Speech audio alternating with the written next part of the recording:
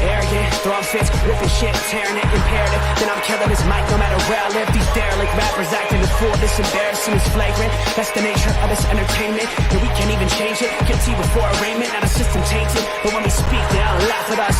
And y'all wonder why I'm lacking trust. Try to fight a giant with attorneys that can back them up. That's church versus science. Both sides start acting up. I'm late on my assignment. Hopping up a mile high, climbing, obviously never silent. New alignment, I'm defiant, cannot describe it. Used to describe it as a young graffiti artist. Before the beard, I always got carded. At every bar, even though my bar's been the hardest. The scars on my face said I ain't always been the smartest. But I'll show you where my heart is. I said I'll show you where my heart is.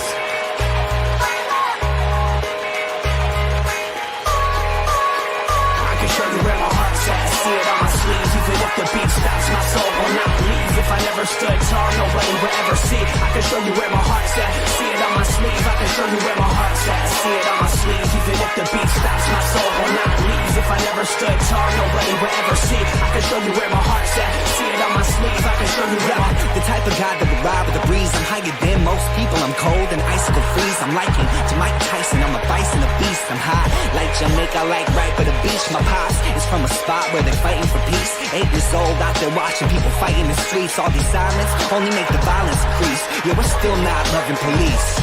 It's that bright young American, nice, dumb, arrogant. Tight on a mic, but he might need a therapist. Heart full of kerosene, head full of fairy tales. Said that you're my homie, you don't know me, but I know you very well. Roll back on some West Coast shit. This whole track is wetter than your dress code kiss. About to hit the track, running on some retro fit. I guess I'll lit, I guess I'll bitch, now let's go.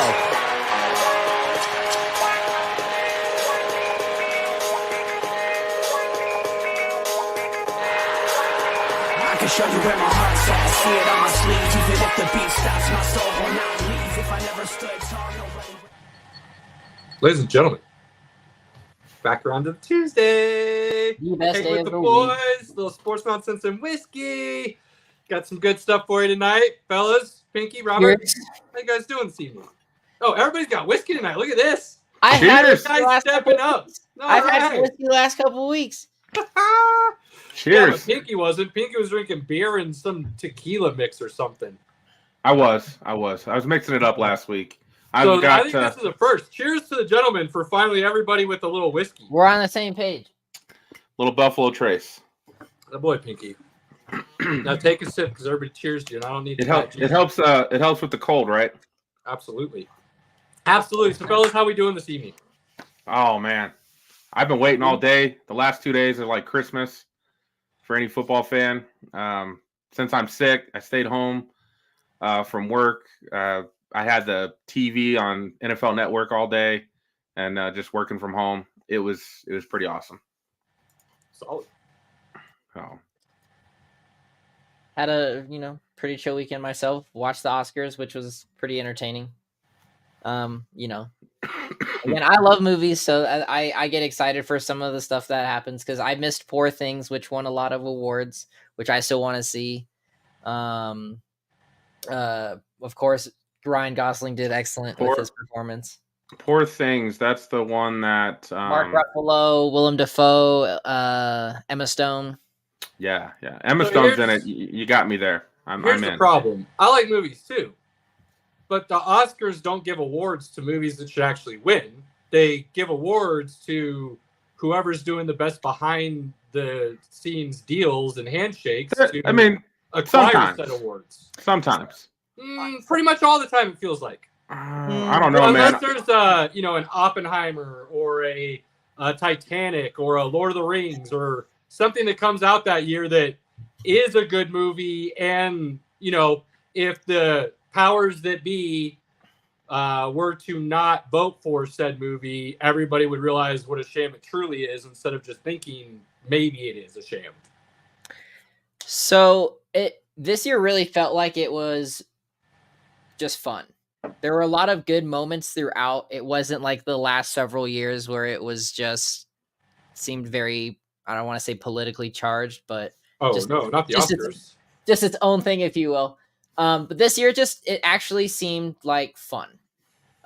Pinky said he missed it, and I sent the video in the chat to y'all. My favorite moment actually wasn't the John Cena or Ryan Gosling's performance. It actually was Arnold Schwarzenegger, Danny DeVito, and Michael Keaton for their quick 30-second bit, which I mean was hilarious. That was pretty good. Getting That to was see pretty good. Michael Keaton just be Batman again, And like just and let's he just be honest. took it on. I mean, He's you're Batman. too young, Robert, but Michael Keaton is my Batman. Again, that's what I grew up on. So Michael Keaton is my Batman too. Like all the other ones are good, but Michael Keaton is Batman. I do really like his Batman. He was a good Batman. So because he plays the billionaire kind of jerk, and still in a fun way, and then like the Batman seriousness as well. Like I agree. I still think Christian Bale is very underrated with his portrayal of Batman. I mean, I don't think his portrayal is bad. I just think like that series of movies were done so well, it makes him look really good. I don't think Michael Keaton's movies were as good, but I think Michael Keaton's he's my Batman. I agree. I mean, yeah, I don't hate that. I don't hate that. Don't hate that. Here's the thing about the Oscars that I find amusing. When you're talking about these bits and stuff and how the last couple of years were politically charged and things of that nature, what should really happen every year for every single Hollywood award show, if they want to continue to host them and put them on public television, is that Ricky Gervais should be the one and only host for every single one, just to make sure that these people remember their place. Love that guy. So funny. But yeah, that was my big thing. Just I love watching that every year. So I love the Cena bit. That had me rolling. That was hilarious. That was very well done, honestly. My wife was shocked that he still looks that good.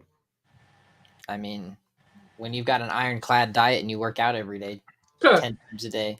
Yeah, and free other things whenever you want some. That helps too. Mm. I'm sure it doesn't hurt. Just saying. But yeah, that was good. Ken was fun when Ryan Gosling did Ken. Slash. That was awesome. I mean, Slash is cool, but yeah. Slash isn't really my dude, so he's all right. I just love seeing him. I've got an appreciation for guitar players, so seeing him do his thing still is awesome. Just because he's I think he's coming to Denver this fall. Coming to the Mission Ballroom. Nice. I heard that today on Kilo. Okay. Let's see what else from the weekend. UFC fights were this weekend. It was a good weekend for fights. I watched some of the fights on recap on Sunday, and they were really good. The prelims were all right. The main fights were pretty good, and the fights had former champions, up and comers. The championship fight, they kind of had a mix of everything. The one that was really disappointing, Kevin Holland versus Michael Venom Page is his nickname. It was his first fight in the UFC, and he was hyped up, like super hyped. He was so hyped up for this fight, and I was like, I'd never heard of this guy, and he got hyped up. I watched the fight going, I don't know how they raised his hand as the winner. I didn't see him win this fight. I didn't see Kevin Holland really win the fight either. Like they were both, but I saw more from Kevin Holland than Michael Page. So I didn't know exactly what I was watching. Neither guy did much, but Michael Page had his hands down most of the time, was getting tagged, nothing major, but like I just was not impressed at all. And when they raised his hand, I was like, did I miss something? Like I don't know how this guy won the fight, but that happens with the guys that they're trying to hype up, right? When a guys get hyped up like that, though, you would hope they come in and have like a dominating performance, and that just didn't happen. Fair enough. Domination, Robert. Domination. That's what it's all about, gentlemen. We just gotta highlight that word once an episode, Dustin Poirier, it was good to see him get back in the win column. Mm-hmm. Knocking his dude out.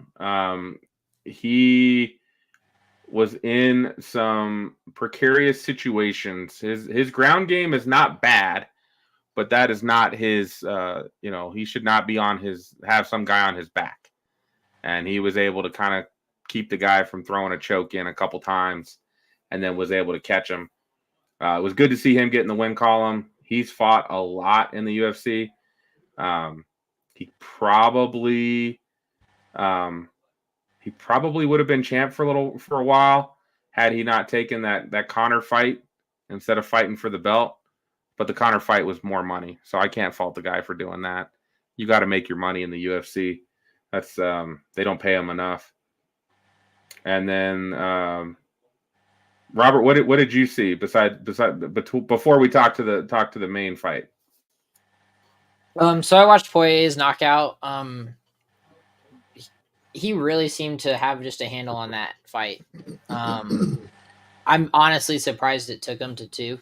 That guy didn't have he tagged Poirier multiple times. No power in his punches. So, and that's why it just seemed like there was no real no threat, no effort. It just seemed like he was, oh, hey, you're there, but you're not.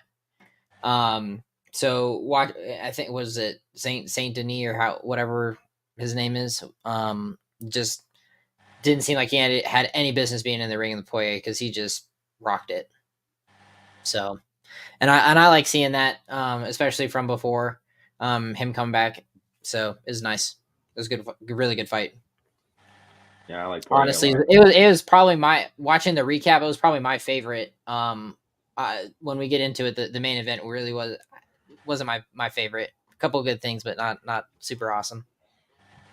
So, Caleb, you got to watch that last fight since I streamed it for you guys. Much appreciated. Good search. Cheers, my guy. Coming through the clutch as usual. Thank Cheers. That was at my buddy Jay's place, and he's got a pretty good sized screen and everything set up. And man, I'm so when guys get their title shot, I know you don't want to get knocked out. But if you're facing a pretty good striker that can just keep you away the whole fight, you're gonna have to sacrifice eating some punches to get in closer and make it a fight. And it's like by the 4th round, Vera finally did that. And he tagged O'Malley a couple times. Mm-hmm. And then it was like, oh, okay, we've got a fight now. That was it. And then the 5th round, he didn't try it at all. Like he was just like playing that timid, like, I'm going to stand on the outside. I'm waiting for my shot, but it's not coming. O'Malley's a really good striker. Like, I don't like the guy myself. He's not my guy. But that dude can strike, and he can pick you apart. You're going to have to eat a couple punches and get in. And I've seen so many of these title fights go this way. The challenger is just scared of that getting knocked out. To me, when you get that title shot, you just got to go for it. 100%. And Vera kept cowering. There were so many times when like O'Malley would just take a step and Vera would just cower. And then O'Malley would take a step in and keep going. And, in a fight like that, you got to control it and you got to go for it. You got to fight, take some punches. Are you shaking your head, Caleb? You don't agree? No, not even a little bit, actually. We saw this fight very differently. I saw 2 fighters who what appeared to be went in there with the same game plan, and one was able to execute it while the other one was a bit thrown off and was in between attacking and counter punching in Vera. So I'm a big Sugar guy. I love me some Sugar O'Malley. So I was pulling for him to begin with, and I'm glad he went out there and to me won every round. Some rounds being a little closer than others, but I would say he won every round. If you gave Vera the 4th round, that'd be the only round you can give him. O'Malley won every round. I could kind of see that. Yeah, I could kind of see the 4th round going to Vera if you wanted to nitpick. Sure. But again, here's what I saw. I saw 2 guys who, to me, looked like they went in there with the mindset of being a counter attacker. I'm gonna let you do something, and I'm gonna work off of that all fight. And I think Vera did that. And I could be totally wrong. Again, this is just what I saw. If that's what he was trying to do, I could understand that because, like you said, O'Malley will put somebody's lights out real quick. So if you want to try to avoid getting inside that zone and stay kind of just on the outside and allow him to make the mistake and react off of it, that would be a really smart fight strategy for Vera. especially for someone who's known to be able to eat some punches if he needs to. Which, from my view, that dude ate a ton of punches. Absolutely. And nobody wants to talk about it. And I mentioned this to you guys in our chat after the fight. I don't think people realize how much those body shots that O'Malley kept throwing in those first 2 rounds and then continued after that, even though he was going for the head more, those soften a fighter up. And if you do them in such a way where you're a powerful striker like O'Malley and you're putting them to the body instead of the head to start, those wear on somebody to the point where they start tightening you up. Your body starts feeling it. You start being sore. You can't stretch as much as you would like to with your next punch. Your jab becomes weaker because you can't put your body and the torque into it. So what O'Malley did was brilliant because he took a powerful striker and instead of trying to knock him out right away, he softened him up continuously over and over and over again until I believe it was the 3rd round. We saw that nasty knee to the head that would have knocked out anybody. Bro.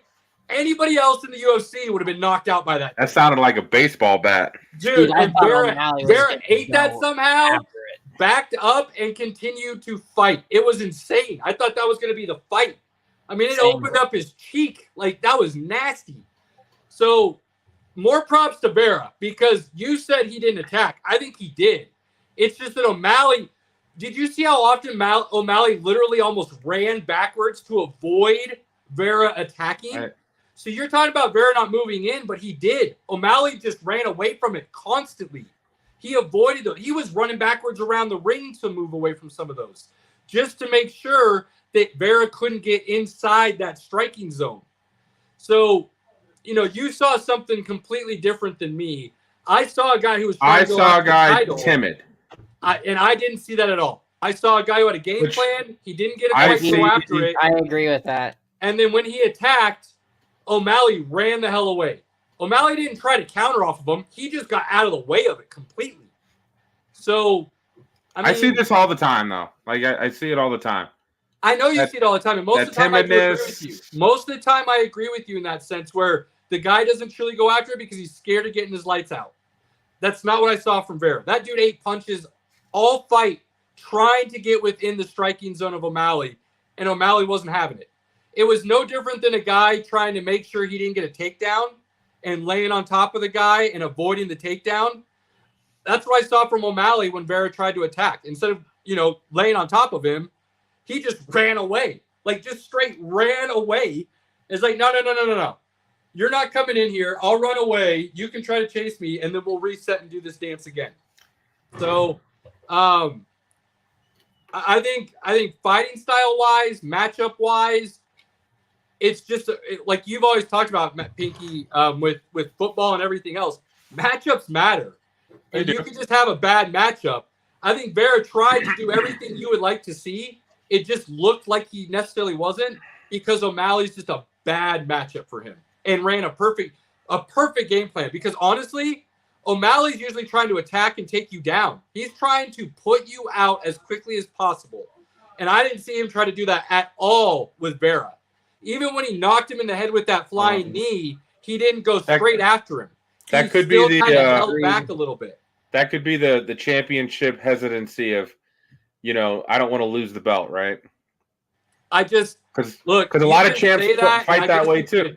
I guess you could see it if that's what you want to see. But to me, I saw two dudes going at it with just really smart game plan. I didn't see O'Malley make many mistakes, so he was doing what I mean, as far as champions go, and you want to see them attack, you want to see them try to put somebody's lights out, but also be smart about it and fight within a game plan that allows you to win. I don't know if we've seen one better than O'Malley in recent memory. I think he put on that was his first title defense, so we'll see.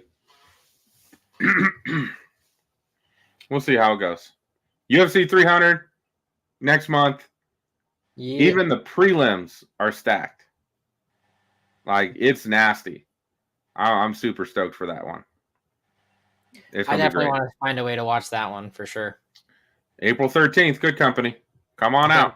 We'll see. I'm a little nervous that it's going to fall on its face because usually when they have these big ones, They don't. Man, usually live up to the I hype. still remember UFC 100 and 200. They were both awesome, and one of them fell around my birthday, and we had a blast. So, it's always a good time, man. It's always a good time. I don't think that I don't. If you like fights, I mean, you're talking. Oh gosh, we've got Pereira fighting Jamal Hill, Weili Zhang. She's awesome. Justin Gaethje and Max Holloway. I think Max Holloway's overrated.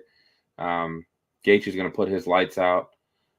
Oliveira is fighting. Bo Nickal's fighting, who's a big wrestler. He's up and coming. He's been doing work. Yeah, he's got a tougher fight this time than he's had before, and that's on. The Bo Nickel fight. That is the. Those are the top 5. You've got Peroja, probably not even saying that right. He's been a champ. Aljamain Sterling has been a champ. He's fighting. He's fighting on the prelims. Holly Holmes on the prelims. And Holly Holm hasn't really been that. Dude, all I hear for this UFC 300 was Dana White ran out a really good young up-and-coming talent, and he called everybody who was a has-been to get on the card.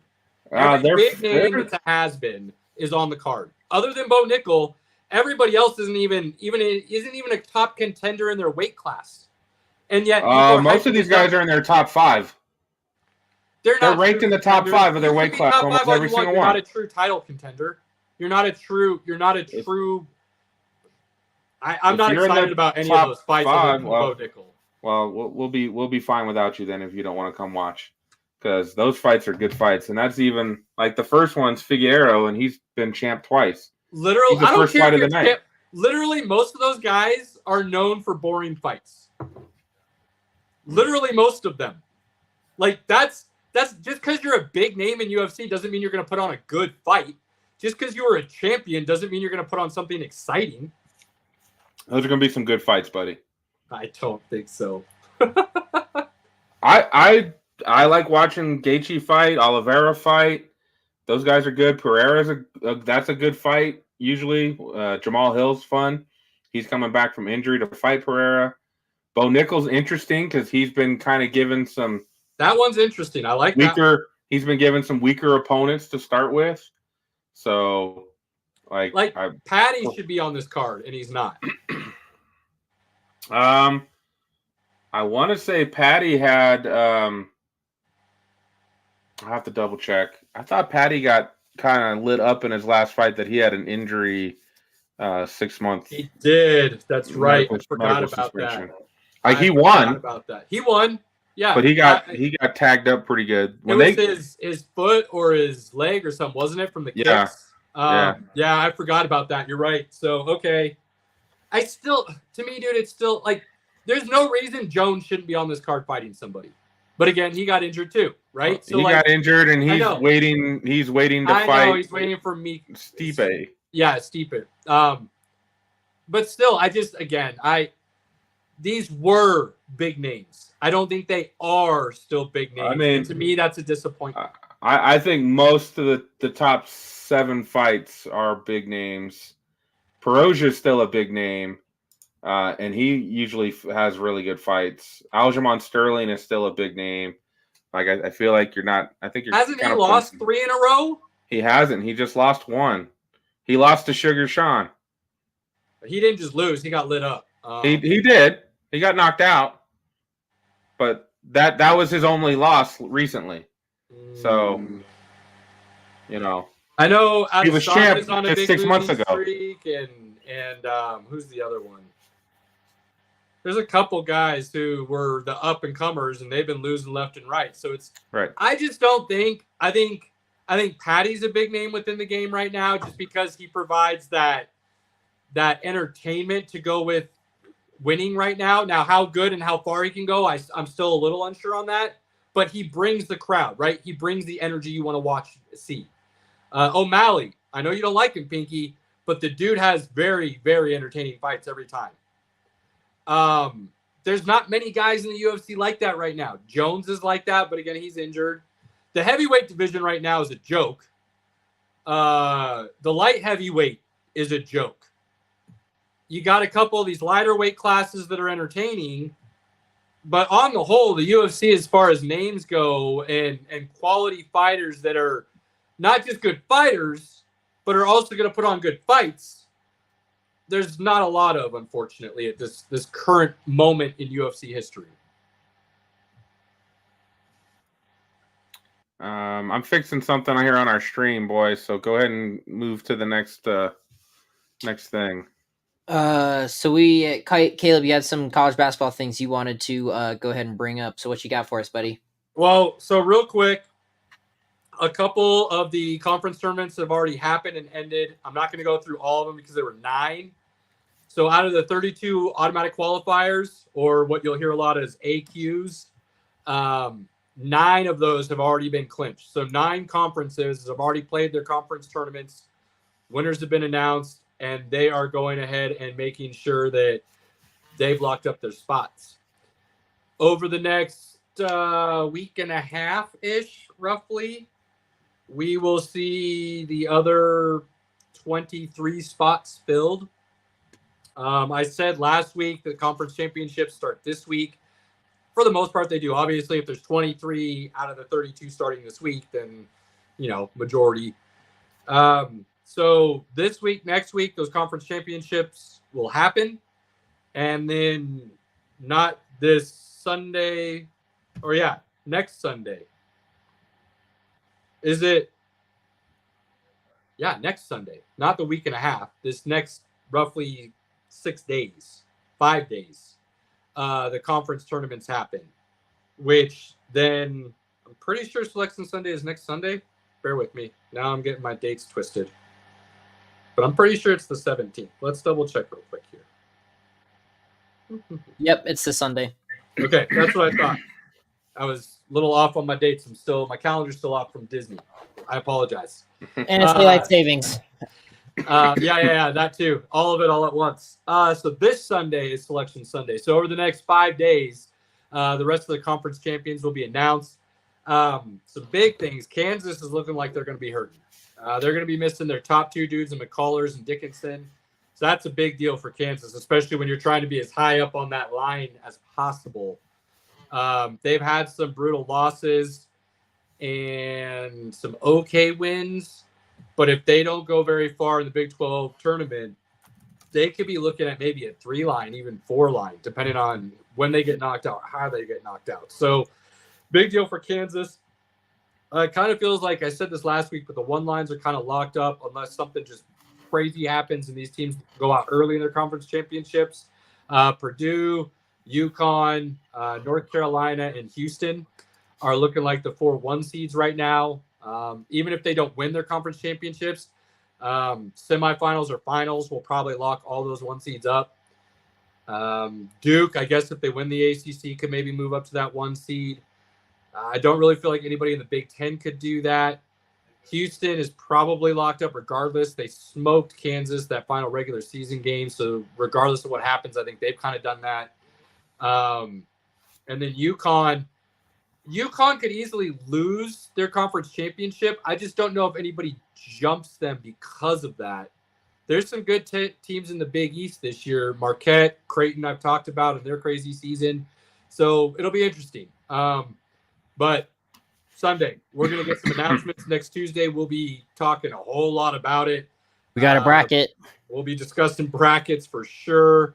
And then Thursday, game starts. So things are going to go quickly. And it's very exciting. My favorite time of year for sports really is Selection Sunday. And then Thursday, Friday, Saturday, Sunday, you got games all day. From time you wake up, basically, until the time you go to bed. So a lot of fun. And I have yet to ever remember in my 40 years of life that there's been a bad tournament. There might be years where you don't necessarily get the Cinderella story or the upsets, but you're still getting incredible basketball. The tournament just never fails in that regard. So I'm excited. And this is thoughts next week. This is when the casual college basketball fan gets to see guys from different teams that maybe they didn't really notice during the regular season. You know, I still knew nothing about Dwayne Wade at Marquette, and then they're running through the tournament, and it was such a good story, and he was just awesome. Took Marquette to the Final Four, like it was amazing. There's just things like that, stories. Steph Curry's run. Yeah, Kimball. I know all about Walker, Steph. I know all about Steph Curry's run. Okay, right. Let's not talk about that. You should. Davidson, Kansas. Yeah, absolutely. Dick. Yeah, you got stories like that everywhere. UConn and Syracuse have played some amazing Big East back in the day tournament games. A couple double overtimes, a 6 overtime. UConn then made a couple different improbable runs to the championship, and there's just, I mean, you're always going to get some last second shot game victories, like so many things that the tournament offers that you just very rarely get with any other major sports tournament, professional or amateur. Right. And it's one of those things, like I said, during most of the season, I don't really care to watch a lot of college basketball, but the tournament being one and done, you've got all different teams playing against each other. It's what the college football playoffs, I hope, will be as we get that. It's going to be fun. It's going to be fun. And it's always a fun time to watch. I don't like it sometimes when they move around when you get like interested in the game and then they move to a different game in the middle of the game. That sometimes can be frustrating. I know there's other ways to watch the full game, but well, here's the problem, Pinky, is one, you can get the CBS Sports app and you can watch any game you want, but you need cable, so you can link it to your cable provider. Or you have cable and you can watch every single game all at once. If you don't have those things or those options, sorry, bud, that's on you. You working from home, grab your laptop, connect to my internet. Let's roll. I could do that. Don't worry. Got a little desk for me. Got the big TV in the basement with plenty of room on that giant couch, man. You just come hang out and we'll throw. You bring your tablet. I'll have my tablet. We'll have a couple different TVs going. We'll make sure every game is going all at once. Not a lot of work getting done that day. No, never. Every year. And deal with it. Right. I still remember most of my, usually like the civics teachers or history teachers or math teachers, just like, here's an assignment. And we're gonna put the thing on the big board. So, God, I don't even see that comment. Huh? Maybe I'm behind. Refresh, buddy. Refresh. That's been happening to me the last couple of weeks. I'm like, man, we're not getting any comments, and then we sign off, and all of a sudden the comments refresh for me, and I'm like, oh. Yeah, how do you refresh the comments? How do you do that? Just hit comments and then comments again. Oh, okay. All right. Where are we at, boys? Where are we at? NBA is still happening, but it's still the Jokic show. And I will say, on a side note, not just that it's the Jokic show, dude's putting in work and the Nuggets are rolling along with a couple other teams. But I will say, quick note, and then we can move on. Dallas isn't winning, Pinky. But Luka has now done 7 straight games with a triple-double, the first 6 of which in a row were all 30-plus point triple-dubs. Here's the thing. I love Luka Doncic. I think he's an insanely good talent. But he's starting to get into that category of black hole offensive player in which he dribbles like James Harden for 23 seconds of the shot clock, and either he's going to shoot or he's going to throw it to somebody to throw it up at the last second. He's so much better than that. But he's not playing with any trust in any of his other teammates, and it shows. And it's starting to look he's still getting 10 to 12 assists a game, so he's doing enough passing. But yes, I know I've watched a couple of them lately that I'm like, whoa, Luka, like that's not an offense. That's just you waiting for that moment, and then okay, I'm gonna shoot. It's hard to watch, and he's better than that. He really is more of a a Jokic type. Now, he'll dribble a little bit more than Jokic and have the ball in his hands a little bit more, but not to the extent he's been doing over the last year-ish, second half of last season, pretty much all of this season. I just see a guy who has zero trust in any of his teammates, unfortunately. So Right. it's going to be interesting to see what Dallas does going forward. They're just in that position. They gave up so much for Kyrie, and as we said at the time, it wasn't worth it. It just wasn't worth it. No. And it's unfortunate because I think what Luka's doing really does start to shine that MVP light on him. And I think without the winning, he's not going to. I think he's going to be in the top 3 at the end. But without the winning, he's not going to get any closer. Yeah, you've got two of the best players in the league on the best teams in the league. They're going to get the most votes. So agreed. And yeah, Joker's still doing his thing. Most everybody else, it's that time of year where injuries start to happen, and we've kind of seen that. Karl Anthony Towns going to be out for a while.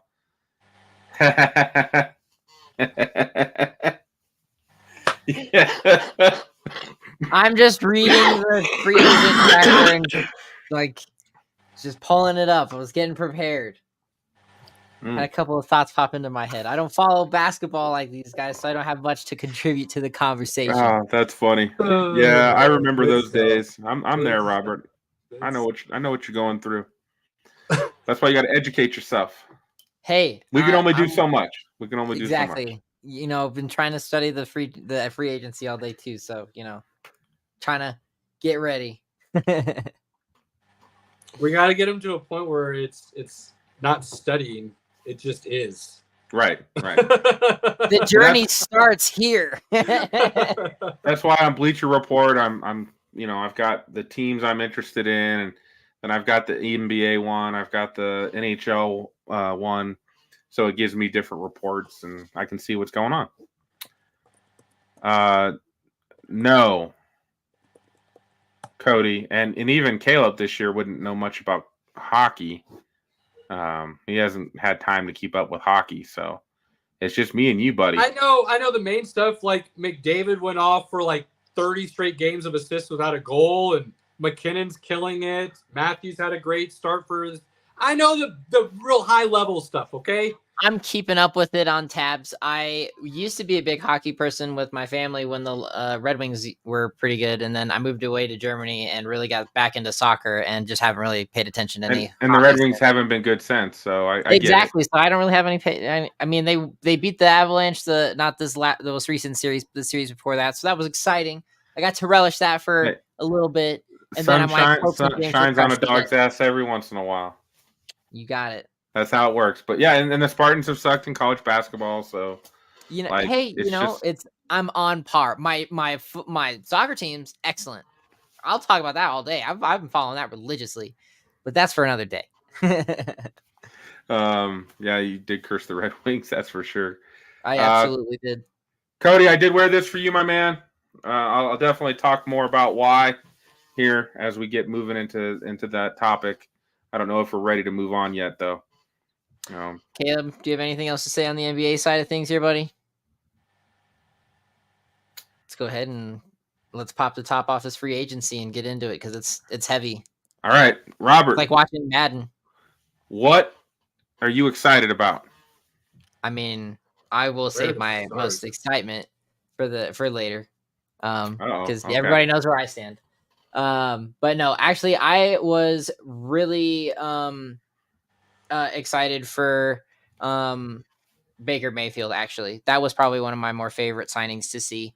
Just kind of, I saw the blurb come across and I really thought about it this afternoon. But the story of just know your worth. And I mean, we've talked about it here before that, Baker sometimes is kind of maybe too full of himself, but at the same time, there's been a lot of instances where he's shown just that greatness that he has and how he is a reliable player and quarterback. And I'm actually really looking forward to see how he performs over the next couple of years at Tampa. So That's actually what I'm looking forward to.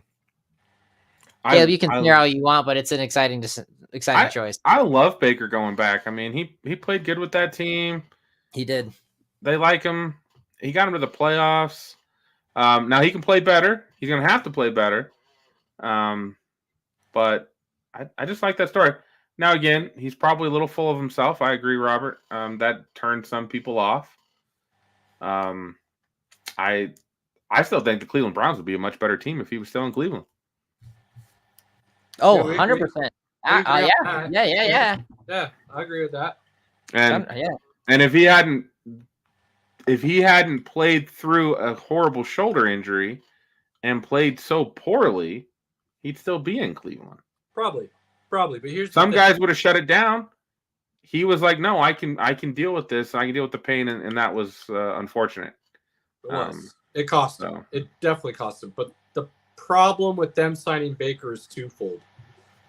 One, to me, it feels like you didn't do your due diligence to improve your team the best way possible. And that is a scary thought if I'm a fan of a team. The second thing is Baker is a safe option that can solidify the position for you for a couple of years, no doubt. But I don't see him being a guy that's going to put you over the top and get you in a position to truly win a championship, given the rest of that team. Could he be a winning quarterback on a championship team? Yeah, I think so. I think Baker is decent enough that he could play well enough in big moments to not cost you a game. I don't ever think Baker's going to go out there and do something to win you a game, like an Allen, a Mahomes, even a Hurts has at times, along with a few other guys. I'm amazed that you don't go try to get a Kirk Cousins, to be perfectly honest with you, who I think is a better quarterback. Yes, he's coming off a torn Achilles, but that is proven over the last couple of years with athletes to not be an issue anymore. I think they were still dealing with some of the leftover cap from Tom Brady. They are. They absolutely are. So the discount they got from Mike Evans and from Baker Mayfield was a huge win for them. So to me, it looks like, and this sucks as a fan personally, because you're not mad about either signing, but I wouldn't be excited about bringing Mike Evans back even. Because where the team's at overall, you're not in a position to go win a championship, in my opinion. And I've said this kind of stuff about the Broncos and many other teams. If I'm in a position where I feel like I can make the playoffs but not win a championship, to me, I'm not trying to sell tickets and bring guys back. I'm telling my fans, look, this is where I believe we are. It is time to start over. We're going to do that now. I'm going to be honest with my fan base, and I'm going to do it.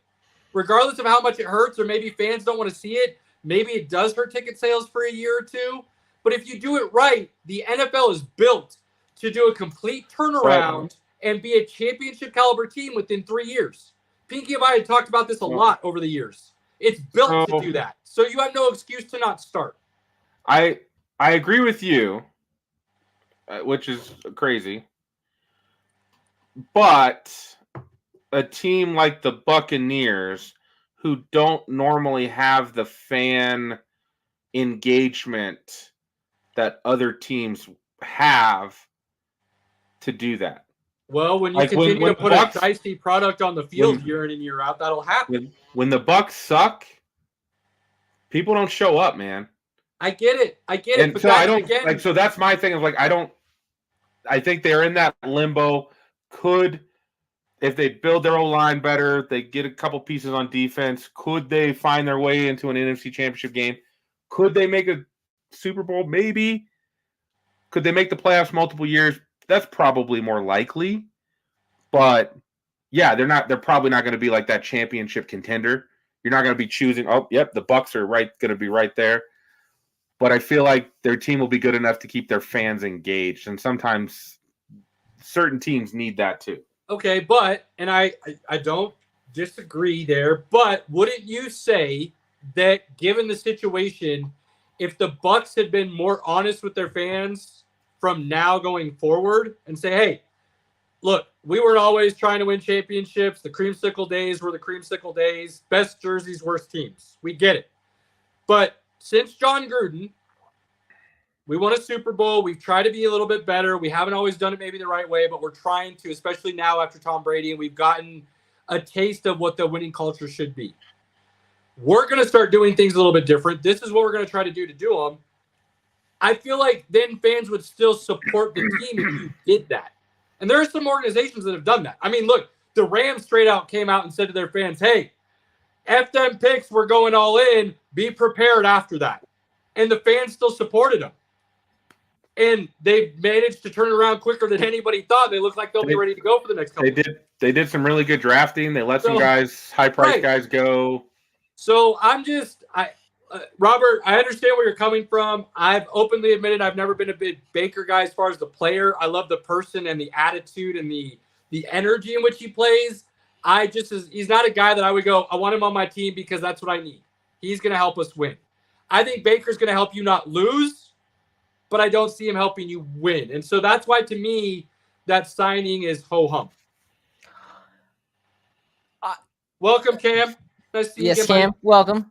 Hey, sexy. Welcome back. Go ahead, Robert. Give him a rebuttal on that. So, we keep talking about, had Baker stayed in Cleveland, he could be great in all of these things. Not saying that he's great now, but hang on before you continue. Sorry, I'm not trying to interrupt, but I want to clarify because I think Pinky and I are thinking the same thing. But Pinky, you tell me if I'm wrong.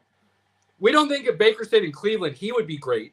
He would be the same player. Cleveland would just be in a better position because they wouldn't have had to give up everything they did for Deshaun Watson, who's basically giving you the same quarterback play as what Baker is. They'd be a better all-around team. So Baker wouldn't be any better, though. Given that then being said, if you're going to give him that history and be able to build that team around him, sure, then they maybe be a force to reckon with.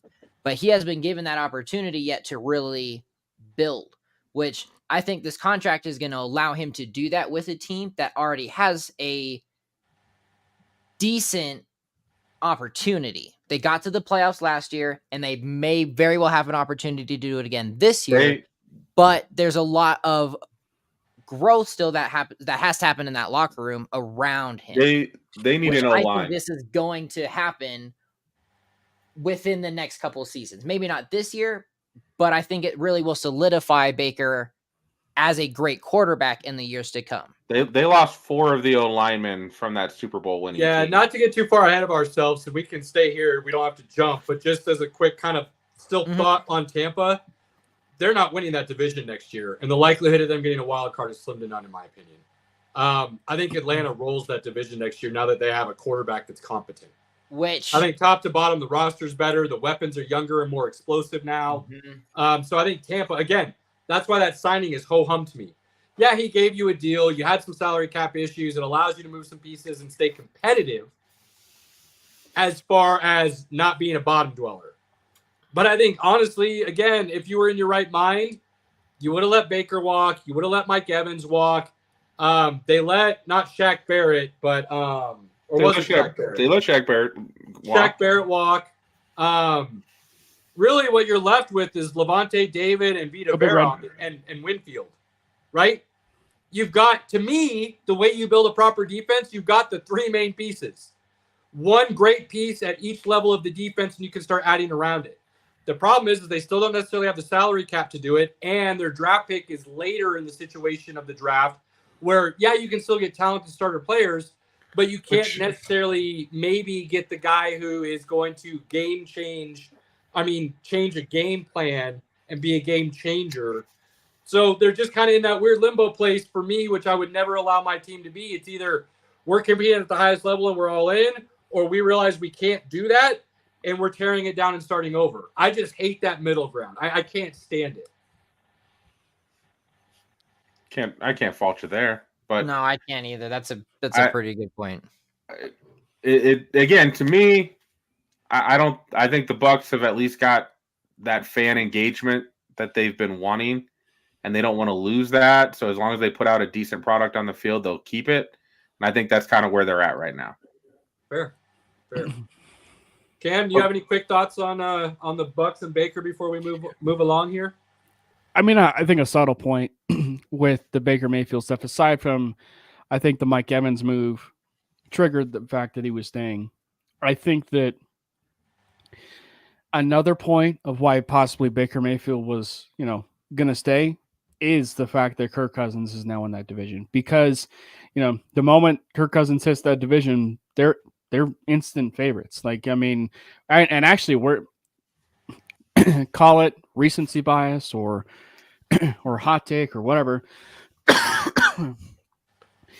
Depending on what happens with that Atlanta Falcons team, you're talking about a team that could challenge for an NFC championship, depending on how things shake out.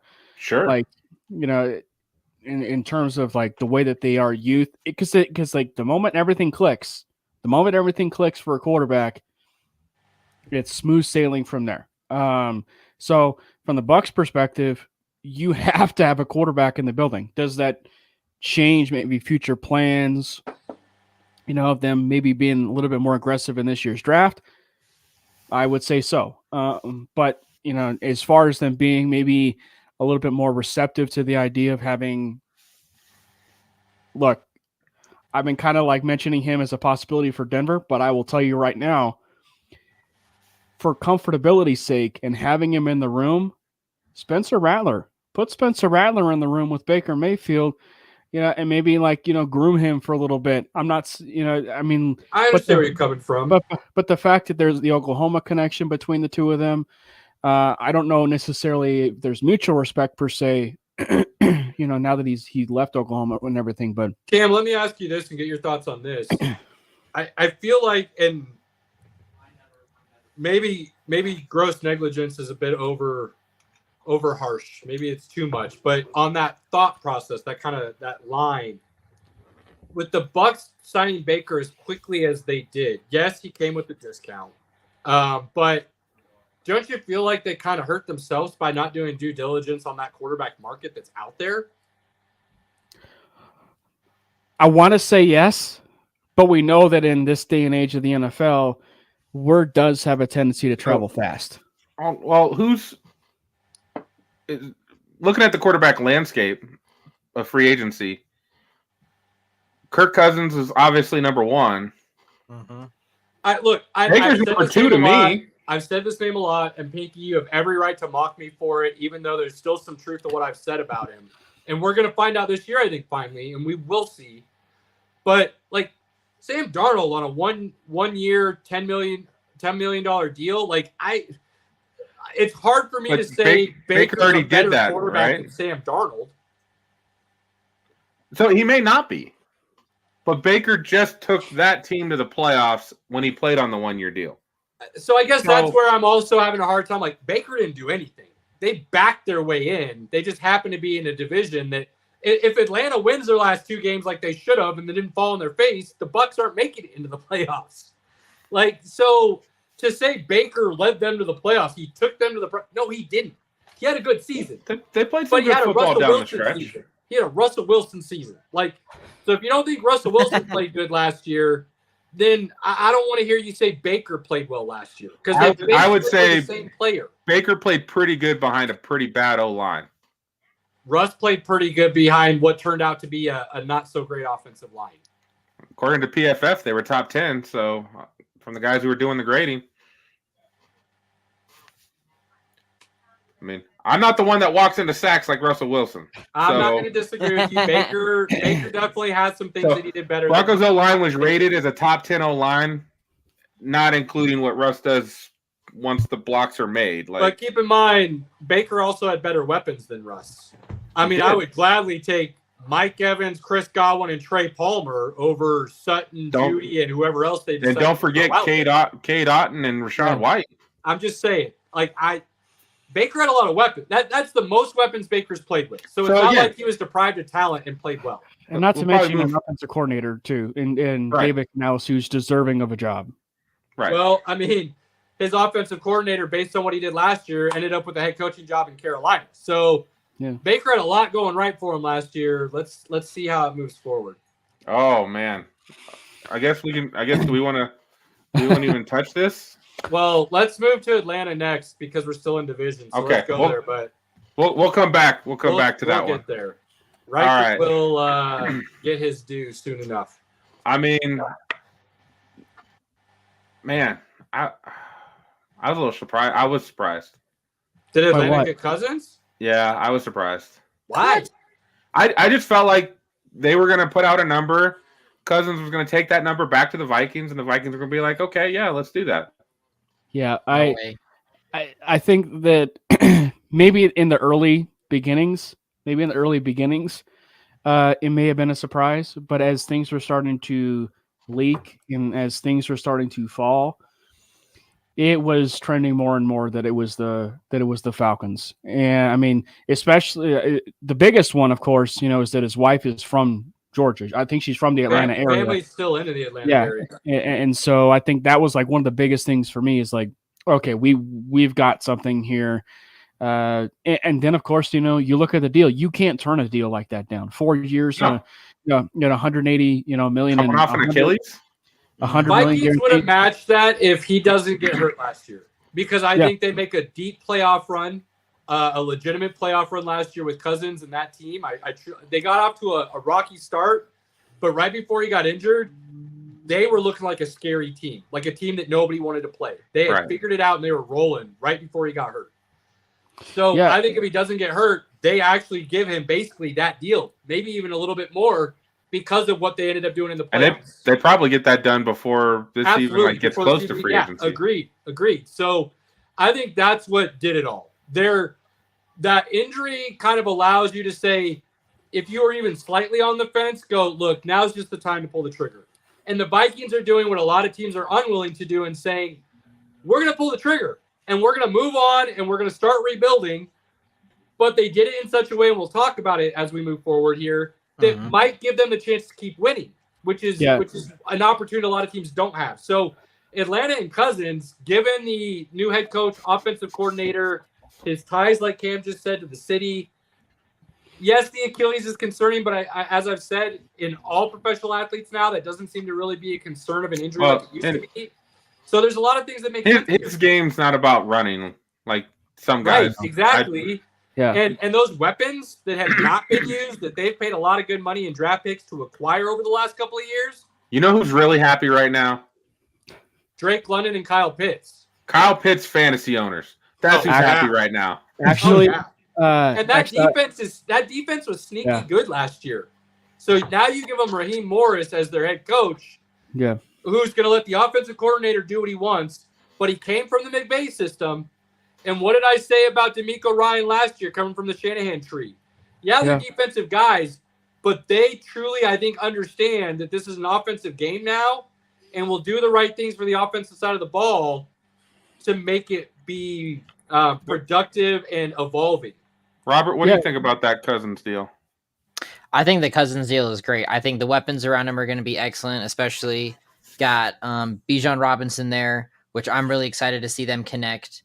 Kyle Pitts again is going to be amazing with them.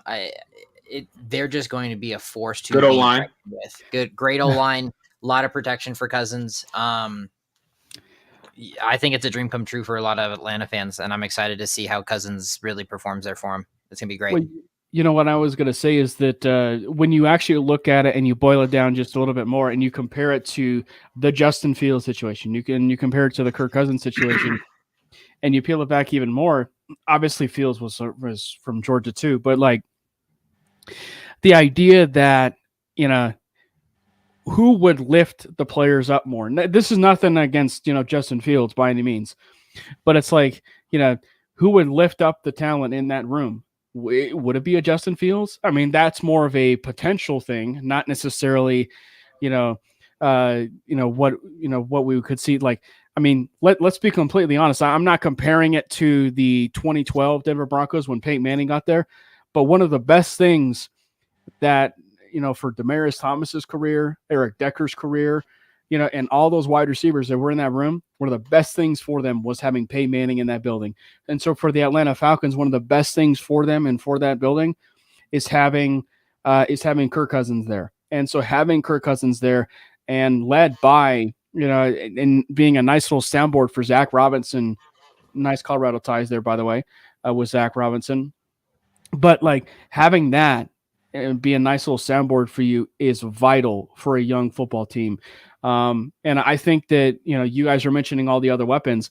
I think one of the other ones that I think is a very, very shrewd signing of the entire free agency was Darnell Mooney to the Atlanta Falcons. I was going to bring that up, so fully agree, Cam. Because as a second, third-ish option, depending on how you want to use London and Pitts first and two, that's sneaky good. Because I'm telling you, people will rightfully talk about Kyle Pitts. They'll talk about Bijan Robinson. They'll talk about Drake London. Power to them. They should, because of Kirk Cousins. Darnell Mooney, I love Fields' potential, but the reason why Mooney was being, rotted away in Chicago was more so because of it was more so the play calling and everything else that was going on with that, with the Bears team. It had nothing to do necessarily with that quarterback. So now you give him that veteran quarterback who's going to be there for a bit. You will see Darnell Mooney be a very, very sneaky, option, if you will, for Kirk Cousins, and not just in, the real world, but also fantasy. Mooney will be a very sneaky fantasy Late option round for a lot of for people. sure. Yeah, here's absolutely. the crazy thing. Shh, don't tell these guys. I play fantasy with these guys. Don't say that. Don't bring that here, You don't Cam. already know that you're foolish, but Pinky, it'd be something we talked about a lot. Sneaky sleeper. Don't be foolish. But here's the deal. On paper, this is arguably probably the most talent Cousins has ever had around him on the offensive side of the ball. 100%. And then the best defense he's ever had on the other side of the ball. Now, last year you could argue with the addition of Addison, and then you already have Jay Jetta, Hawkinson, Dalvin Cook to start the season. Things of that nature. That I think it might be on par. I think they're close. Right. Falcons O-line is better than the That's where it's going to go, Pinky. Thank you. That's why I would give the Falcons the edges, because that O-line is just better, right? Mm-hmm. So the talent on the outside might be equal, but that inside O-line is better, which I think I've always been a big Cousins fan. You like that? You like that, Pinky? You like that? Because I do. Always. I've always thought he's really talented. He's gotten a bad rap.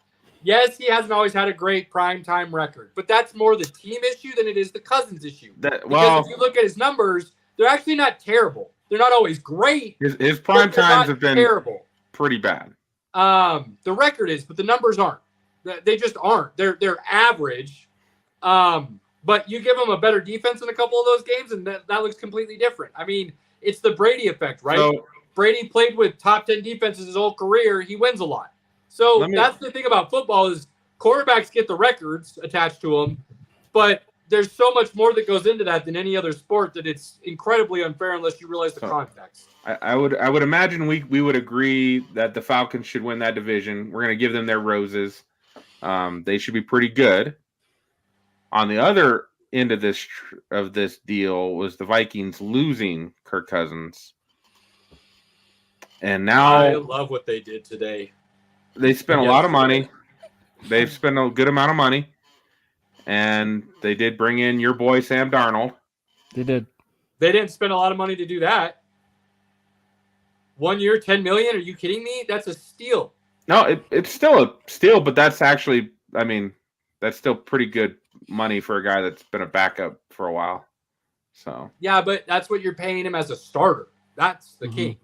You're not paying him that as a backup, which is good. You're paying him that to be your starter. Because now you got to hope that Justin Jefferson will accept a deal without a quarterback in place. So you also have to work out a contract extension, and but you don't have to do it just yet, because what you can't do is let Darnold get into camp, let him throw the ball to Jay Jetta, see how they vibe, if they like what they're doing. I don't know if Jay Jetta plays without a new contract this year. I bet you money he does. And not just that, I bet it gets done like week 4 or 5. Because, and look, going out on a limb, totally understand that, don't care.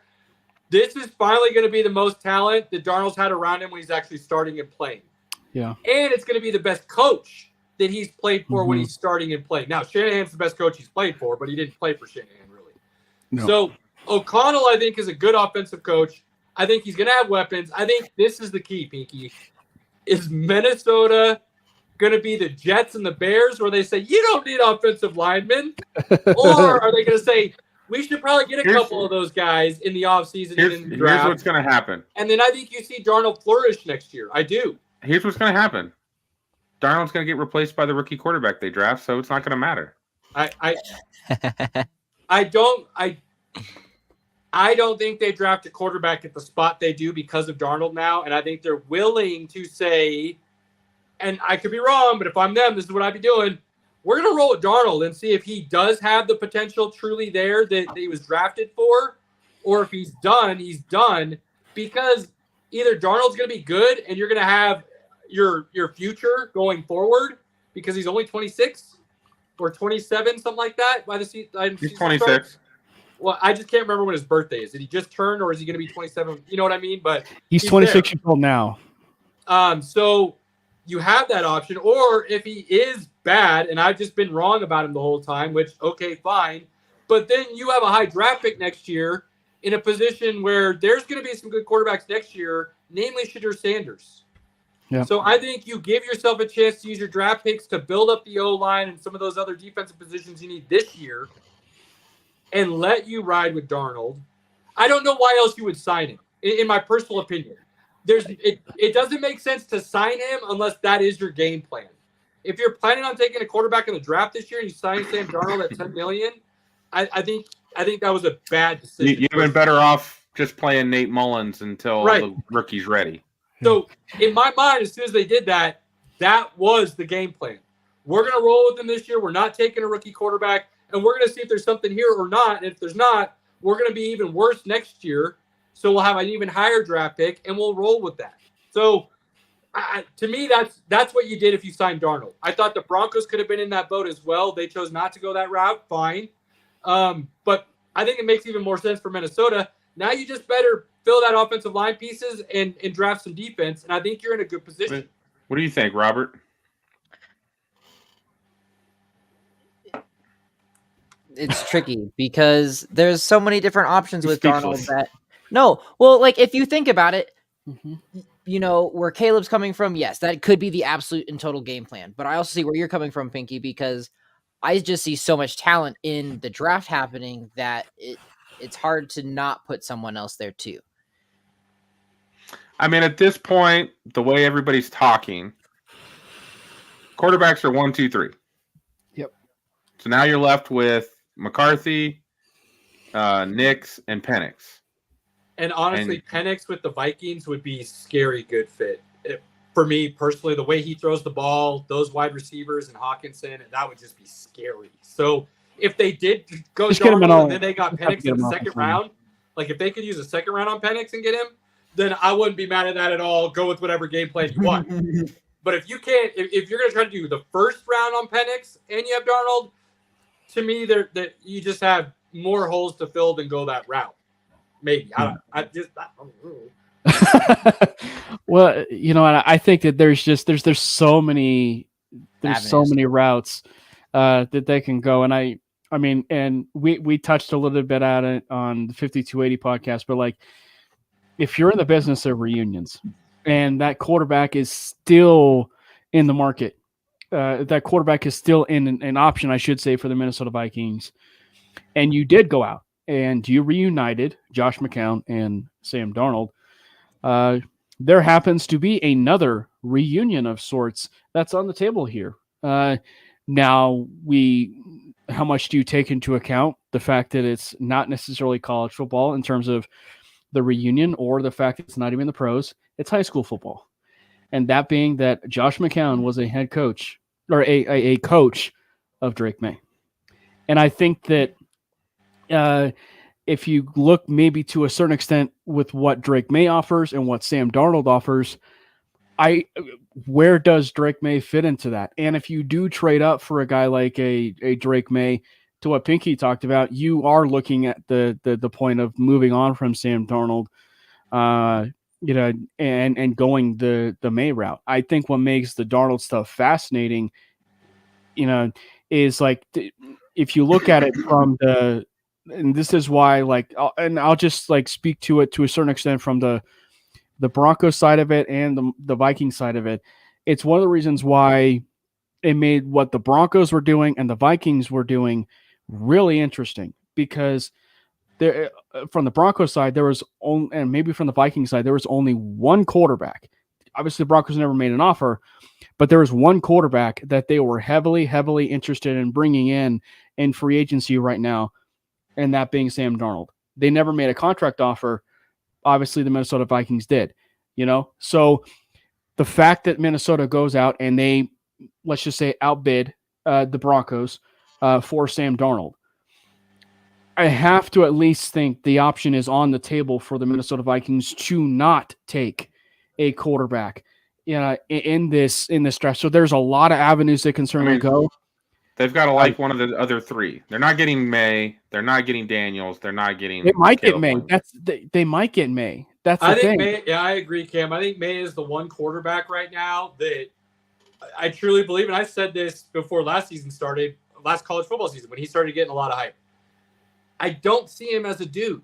And because of that, I think a lot of NFL people are starting to see that too. They're like, he might be a really good player. He might not. I just don't see him as a dude. And so I think he's the one that you could see doing an Aaron Rodgers slide or being the last of the top three taken off the board and maybe not in those. So you're saying McCarthy would go to New England? Over May? No, Jaden Daniels would go to New England. I don't see Jaden Daniels getting out of Washington. I think Jaden Daniels is going to go to Washington. Yeah, I agree. I'm just saying, like, if Washington decided to stick with Sam Howell for whatever reason and they went with, like, Marvin Harrison Jr., I could see that happening with Washington. So that's why I say maybe – and that's not a slide for Daniels. That's just – look, Marvin Harrison on some people's boards might be the number one on the draft board. We already know the Commanders are drafting a quarterback because they brought in Marcus Mariota, and there's no reason to do that if they were keeping Sam Howell. Why not? Marcus has proven he's a solid backup. He's not taking Sam Howell's job. There's no need to. They could just draft a guy in the 4th, 5th round to be the backup. Like, there's no reason to pay Mariota $8 million to come in. Yeah. Sure there is. It's been proven over the last couple of years that if you don't have a good backup, your season is over. But so I think teams are starting to kind of learn that. And if you think you can get a solid backup at a decent price, I think smart teams are going to start paying backups a little bit more maybe than they have in the past. Mm-hmm. Completely, because there's just been a lot of reasons to have that backup solidified. I mean, this last season proved it. There are so many quarterbacks that went out with different injuries and things like that. And God forbid you get a Zach Wilson situation. Yeah. You want to make sure you have that protection because you still want your team to succeed, especially if you have those assets. Pink, you told me, yeah, sorry, Robert. You told me there's no way in hell we get to this point and Fields is still on the Bears. You told me that was never going to happen. And I told you better be prepared for it. I was not aware that the Bears were wanting a firstborn child and yeah, well, I told draft you picks they're going to play it wrong, and they did, and now we're here. To think that there's no way Washington will keep Sam Howell, I said, and you kind of they're drafting a quarterback at 2. New owners, new coach. They're at 2. You don't know you're going to be at 2 next year. Yeah, but Pinky, don't be surprised if they look at what Sam Howell put on film last year and go, actually, this dude we can win with. We just need to put better pieces around him. Offensive line. We need to improve our defense. We need to do a couple other things. They got Eckler, right? They can't sell that to the fan base, man. Then they're dumb fans. Sorry, not trying to be mean, but Sam Howell, what he put on tape last year was legit. Like, well, and the thing is, like, to Kayla's point, it's like it's not a likely scenario. I will say it's not a likely scenario. No, not likely at all. Right. But like the fact that like it's still on the table, and the reason why it's on the table is because Sam Howell, as much crap as that draft class had, and with Kenny Pickett and everything, and Ritter and Malik Willis, and he's the best one. No, well, I was just gonna say is like the fact that he actually showed to be a competent quarterback is the reason we're having this conversation right now. But that's what the other surprise is it shouldn't have been a surprise that he was a competent quarterback, because if he had come out a year before, he was projected as a top 10 pick, basically. And then he went back to school for a year. North Carolina flopped and fell on their ass like they usually do, and he fell down the draft boards because of it. He didn't play worse. The team was just crap. Look, I like Sam Howell. Now, I'll take Sam Howell as a Bronco right now. But Pinky, that's what I'm saying. I believe, happening. That's a big thing right now, Pinky, is that the Broncos are really heavily leaning into getting Sam Howell. That was one of the big topics I was reading this morning. So again, Sam Howell, while it's maybe not likely, I see a scenario where he stays. They drafted Marvin Harrison. You roll Dotson, McLaren, Marvin Harrison, Eckler. You build that offensive line. Dude, you're ready built as an offense to roll still. I agree that that's not a bad option. and that could be a thing. But there's no way new owners are not getting that quarterback to put out there and sell tickets. There's also it's not happening. One day, you're going to start giving me my due and realizing maybe some of my ideas aren't as crazy as they sound. So when I'm in Detroit, I'm going to take pictures of the quarterback from the stage getting drafted just for you, buddy. And I'm going to send it. But that doesn't, what I said, that's the most likely scenario is they take a quarterback. But for you to sit here and say there's no way that Sam Howell is still an option is Sam Howell's an absolute option, and in a football perspective, probably the better option. But that's what we're looking at, is we're looking at it from the football perspective. But that's not going to happen. So I don't want to talk about it. So as far as what Robert was talking about with the Broncos and Sam Howell, that's one of the reasons why the Broncos are at where they are.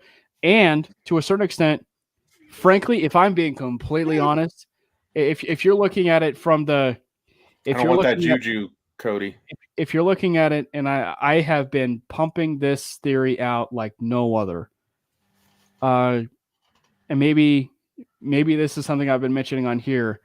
I think Sean Payton had this year in mind last year with a guy like Jarrett Stidham, meaning Jarrett Stidham was your bridge quarterback for the rookie quarterback this year. And didn't I say that like 365 days ago? You might have did, but it's like I don't know if you said it in those terms. You just said Jarrett Stidham's going to play football because Russell Wilson will get benched. And I said then they're going to end up with him because they have no other options moving forward. They put themselves in a position. Here's the crazy thing, Cam. If you want to move to the Broncos, we can slide that way. Let's do it. On this thought. Yeah. I told Pinky earlier today, and I keep thinking about this, and I can't. There's no other way around it for me. The Broncos have made so many bad decisions over the last couple of years that they are now in a position with the quarterback that anything they do is an okay decision. It's not going to be great. It's not going to be bad. It's just, okay, that's what we're going to try. But and that's really sad. That's where they're at. But the Broncos, I think, are playing this incredibly smart because conservative. Because if you do this theory, you're rolling out with Jarrett Stidham, right? I mean, like, there's that scenario where you're talking about, okay, you're rolling Jarrett Stidham out. He may not be your full, week 1 to week 18 starter. He may not be like one of those guys.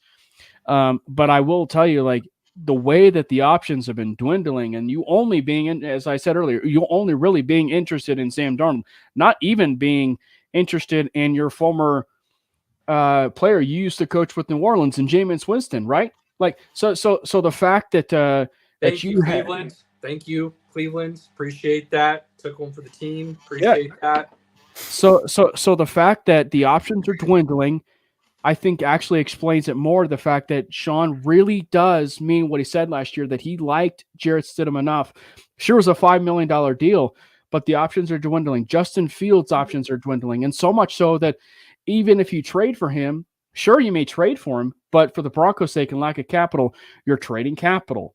But even for that, the moment you trade for him, I have to assume, and I say assume, you have to assume you're picking up his fifth-year option. And then at that point, when you pick up his fifth-year option, you're committing to Justin Fields. So just commit to Justin Fields and build your offense around him if that's certainly what you're going to do. Go, and to Robert's point, you definitely can trade for Sam Howell. The unfortunate thing there is you're giving up more capital. That's more expensive than Justin Fields right now, which is crazy. I mean, he's cheap. He will be cheaper in essence. Yeah, you can get Howell for like a fifth. Yeah, but still though, like, my thing is, like, I'm not assuming Sam Howell would be, or I'm assuming, if you will, that Sam Howell would be the guy that Sean Payton would want to work with. And so I think that overall, Sean Payton has been looking at this landscape in the sense of, I want a quarterback that I can work with, that I can mold like a thing of clay as my own quarterback. He's never drafted a first-round quarterback. And the way that the process has been molded out throughout this entire free agency is that it is pretty damn obvious that where the Broncos are going to be going in this NFL draft. And it is quarterback, and it is absolutely quarterback at either at 12, or they are aggressive for moving up, saying screw it for the capital, but getting that quarterback that they want, a JJ McCarthy, maybe waiting at 12, as risky as it is, taking that quarterback at 12 and taking a Bo Nix or taking a Drake May if he falls, if it's that Aaron Rodgers slide, you know what I mean? Like, but I'm just saying, like, the way things are going is that the Broncos are finding themselves in the situation where, unlike the Raiders last year, where it's to a certain extent somewhat of the same model, the Broncos have actually played their hand quite well at that quarterback position to where they can be aggressive now to make sure that they can land that quarterback, to whether that is that JJ or whether that is the Bo Nixes or whether Drake May falls. But they still need to build that O-line around him, though, which is going to be a big key exactly. factor at the end of the day. So here's the deal. I think aggressive is not the word I would choose in the way they pursue this, Cam, only because when you screwed up so badly that you're in a position where every choice could be right or wrong and there's no lean one way or the other on that choice, I don't think it's aggressive. I think it's you have put yourself in such a position that any option is a good option, and there's so many options because you don't have a direction. So with the Broncos, it's wild because to me personally, and I'm a little biased because I'm a Justin Fields guy, and I understand that. So if you don't agree with this, that's fine. But what you should agree with, and I'm tired of Broncos fans arguing me with, is Justin Fields is absolutely a Sean Payton guy. And Sean Payton proved that where he decided to go with Taysom Hill for a year as a starting quarterback when Drew Brees retired. He made that choice. That wasn't his only option. He specifically chose Taysom Hill to build an offense around and roll with. And he won that way. He was winning with Taysom Hill. Technically. Now, hang on. Hold on. I'll throw this out there and then you can tear it all apart. Because I know you're going to. I already know you're going to. But just let me throw this out here and you can tear it apart. Fields is absolutely a Sean Payton guy. I don't give a shit. I'm not hearing any other argument about it. So that would be top of my list if I was choosing. Go get Fields. I think it's a cheap enough option now where you can easily acquire him. You want to make a decision on the fifth-year option right away? Fine. I don't believe you have to. I think you can play well, and I think you can let Fields play and see what can happen for the year, or then you can mutually get a deal done. Is it a bit of a risk? Yeah, but I'm okay. Oh, yeah, it's a risk for sure. Then I would like to see them actually lineman first round and second round move up a little bit if you need to, or stay put, get Penix. Personally, I'd like to see you go lineman with the 12th pick and then pull a Baltimore, be a little over aggressive, come back into the bottom of the first round and grab Penix so you get the fifth-year option. That would be my second option if I was the Broncos. Third option would be just roll with Stidham, go sign Mason Rudolph to be your number 2 for all I give a shit, and just be terrible this year and grab Shedeur Sanders next year. That would be my order of if I had to choose, regardless of I don't think there's a good or bad option in any of those. The only bad option would be is if you go through all of that, you choose the Shedeur Sanders option, and then you don't get Sanders next year in the draft. Then I'll be mad because you just really screwed up even more. But that would be my me personally, that would be my order of what I would like to see the Broncos do at the QB position if I had my decisions. And obviously, you know where I fall on Justin Fields. I'm just more talking about it like just from the simple point. It's like I feel like once you trade for him, you're committing to him at that point. So you may as well just pick up the fifth-year option. So it's strictly there. I can see that. I would be willing to roll the dice in the risk game of that situation, given all the moving parts. But obviously, you know where I'm at on Justin Fields and how I think he would probably fit with Peyton. Pinky, go ahead. Go ahead. This is minor. I was just hoping to get in before you went too long. Facts matter, when we talk about things. And he actually had Jameis Winston playing. Jameis Winston blew out his knee or his Achilles, and then Taysom Hill had to play. So it wasn't like he just chose was the year after. That was the year after.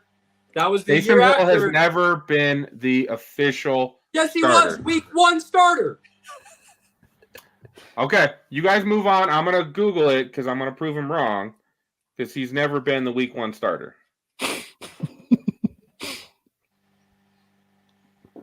I already got it, Caleb. You don't have to keep working on it. To the Google machine. Somebody have a stopwatch? Yeah. So let's see. He started October, November. 2022, week 1 starter. No, he started in January of 2022, January 2nd. He has 33 games as a starter in his career. Did he not start week 1 against Atlanta 2022? 2022, New Orleans. Maybe not. Is that a no? Hold on, pulling it up. Takes a moment. My Google machine's a little slow. Maybe I'm wrong. If I'm wrong, I'm wrong. But he still kept him and paid him to be the starting quarterback. He not starting quarterback, just a quarterback that he could use. Those were not his comments when he was signed. So if you're going to put words out there. I mean, Peyton pumped him up a little bit more than he probably should have, but that was not the case. Okay, let's just say I'm wrong and we'll move on. The starter was Jameis Winston, who had 269 yards and 2 touchdowns. All right, my bad. I was wrong. I still think Fields is You're a Sean not guy. Wrong overall, but again, could Sean Payton work with him? Yes. But I think to Cam's point, he would prefer a quarterback that would stay in the pocket, would hit guys on time, and work within the offense versus having to, update and change his offense to fit the player he's got. I wouldn't say that because, like, to Caleb, like, I don't want to dive too much into the Field stuff. I think Fields can do it because I think people forget he was working in structure at Ohio State. Again, I don't want to dive too much in, to Justin Fields, so like, too much with the fit of Sean. But like, my thing is just more like, I think Sean just wants his guy. Like, I just think Sean wants his guy, that draft quarterback, and I fully agree with you, Cam, and I think that's why they're going to draft a quarterback. That's just not what my preference for the situation would be. Yeah. So, but even then, like, I will say, to the credit of the idea and the way that they are for the first time, admittedly, Caleb, I was wrong on this, but like, I will admittedly say that for the first time, there's direction. You're finally seeing a rebuild happen. You're seeing things being torn down and built back up by Sean Payton, which is exactly the way that it should have been happening, many years ago. And we all know one of the best things to possibly jumpstart a rebuild is you land on that quarterback. And so I think that for the Broncos and moving forward, this particular draft class in general, we talked a little bit about it from the Broncos side of things, of them signing low, young, like, cheap free agents, if you will. And that probably explains why, they went out and they signed the whole 2018 Texas Longhorn safety group, if you will, with PJ Locke and Brandon Jones and, and Caden Stearns was on the roster, which, by the way, off record, and I said on 5280, love that move personally in terms of chemistry.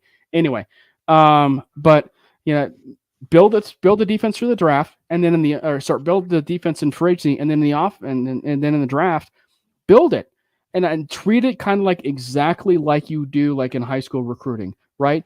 And like the way that it typically goes, right, in high school recruiting is that once you land your quarterback, you build your high school recruiting class around your high school recruiting, the class around that quarterback. So if you land the quarterback and you have at least enough picks, go get your tackle, right? Go get your tackle. Go get a few wide receivers.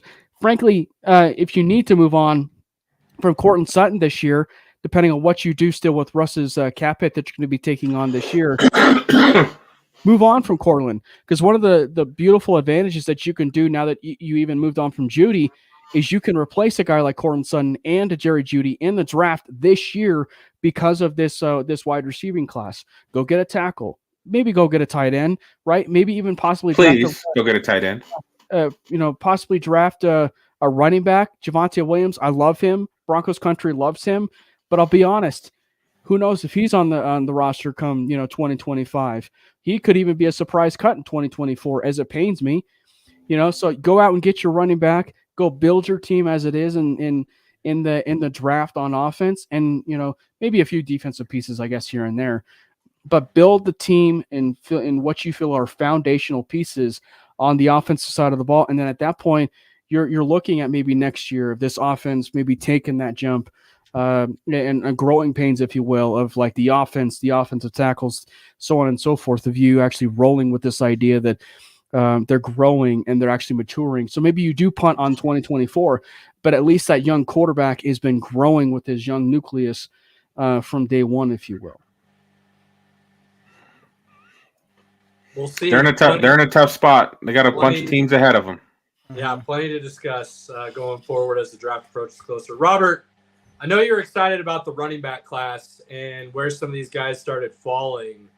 Who was at the top of that list, and what do you think about some of those top guys? What were you most excited about for the fit? You're talking for the draft. I just want to be specific. No, for the free agents. We're still free agents. Oh, okay. So free agents. So for the free agent class, DeAndre Swift was a big one that I've been following. I've always liked to see where he is going to go. I've always loved him with the Eagles, but I feel like the Eagles are in a kind of like at swing position right now. Yeah. They're losing some key players, and let's be honest, those last 8 games were fucking awful, and showed no real longevity for that program right now. And now they've lost Kelsey. They're trading more, and DeAndre Swift's out there. And if they're not going to sign him, trading who? Or not trading? I'm sorry. But DeAndre Swift being in the free agency, if they lose him, it could really compromise that whole situation. Well, they did lose him. They did. They went to Chicago. That's right. But they were able to do that. I think they did okay. They went from Swift and 3 other dudes in the room to we just need Saquon Barkley and we're good. So while I think Swift is a good running back, and I think they didn't give him enough touches consistently last year, the play calling was the issue last year, not the players on the field. Right. I get tired of people being like, yeah, well, the players still got to play. Well, then you don't understand that football is a chess match, and if you're terrible at making moves, you're going to look terrible all the time regardless. So now you bring in Saquon Barkley, who's not just a running back, he's your 3rd best receiver, and he's not that far away from your top 2 guys as far as receiver is concerned. That's scary good. Robert. So, but how much of that whole line though from the Eagles are going to be able to protect him? They were the best O-line last year, and all they lost was Kelsey. Now, while that's a big piece, they did. They're going to just slide Cam. They're going to slide. Cam Jurgens over. So he was arguably the best center in the draft 2 years ago. He's a great piece who got to learn behind Kelsey for a couple years. They're fine. Look, that offensive line's going to be fine. Those last 8 games, you were absolutely right. Like, we don't know what the hell we were watching. And I think we talked about it. We touched on it. I think Philly was hurt a lot by losing Shane Steichen, who turned out to be a pretty good coach. And Gannon, who turned out to be a pretty good coach as well on defense. And without those 2 guys, the OC and the DC were train wrecks, and they both got fired. Yeah. Now they've got Vic Fangio doing the defense, and then Kellen Moore for the offense. And to your point, Pinky, let's be honest, and maybe I'm on an island again. Like, what's new if this is the take? But I don't think their head coach gets enough credit for being a really good CEO, if you will, not a play caller, because for the offense and defense to be as bad as they were, he owned his mistakes. He tried to fix the defense in the middle of the season. It was a bad choice to go with Patricia, but he still tried. He still understood, I made a bad choice. It's not working. I'm going to try something different. And the fact that it was as bad as what we saw, and he still managed to keep that team from tearing each other apart in the media like most teams would have, i.e. Dallas Cowboys, that's kind of incredible that he was able to do that.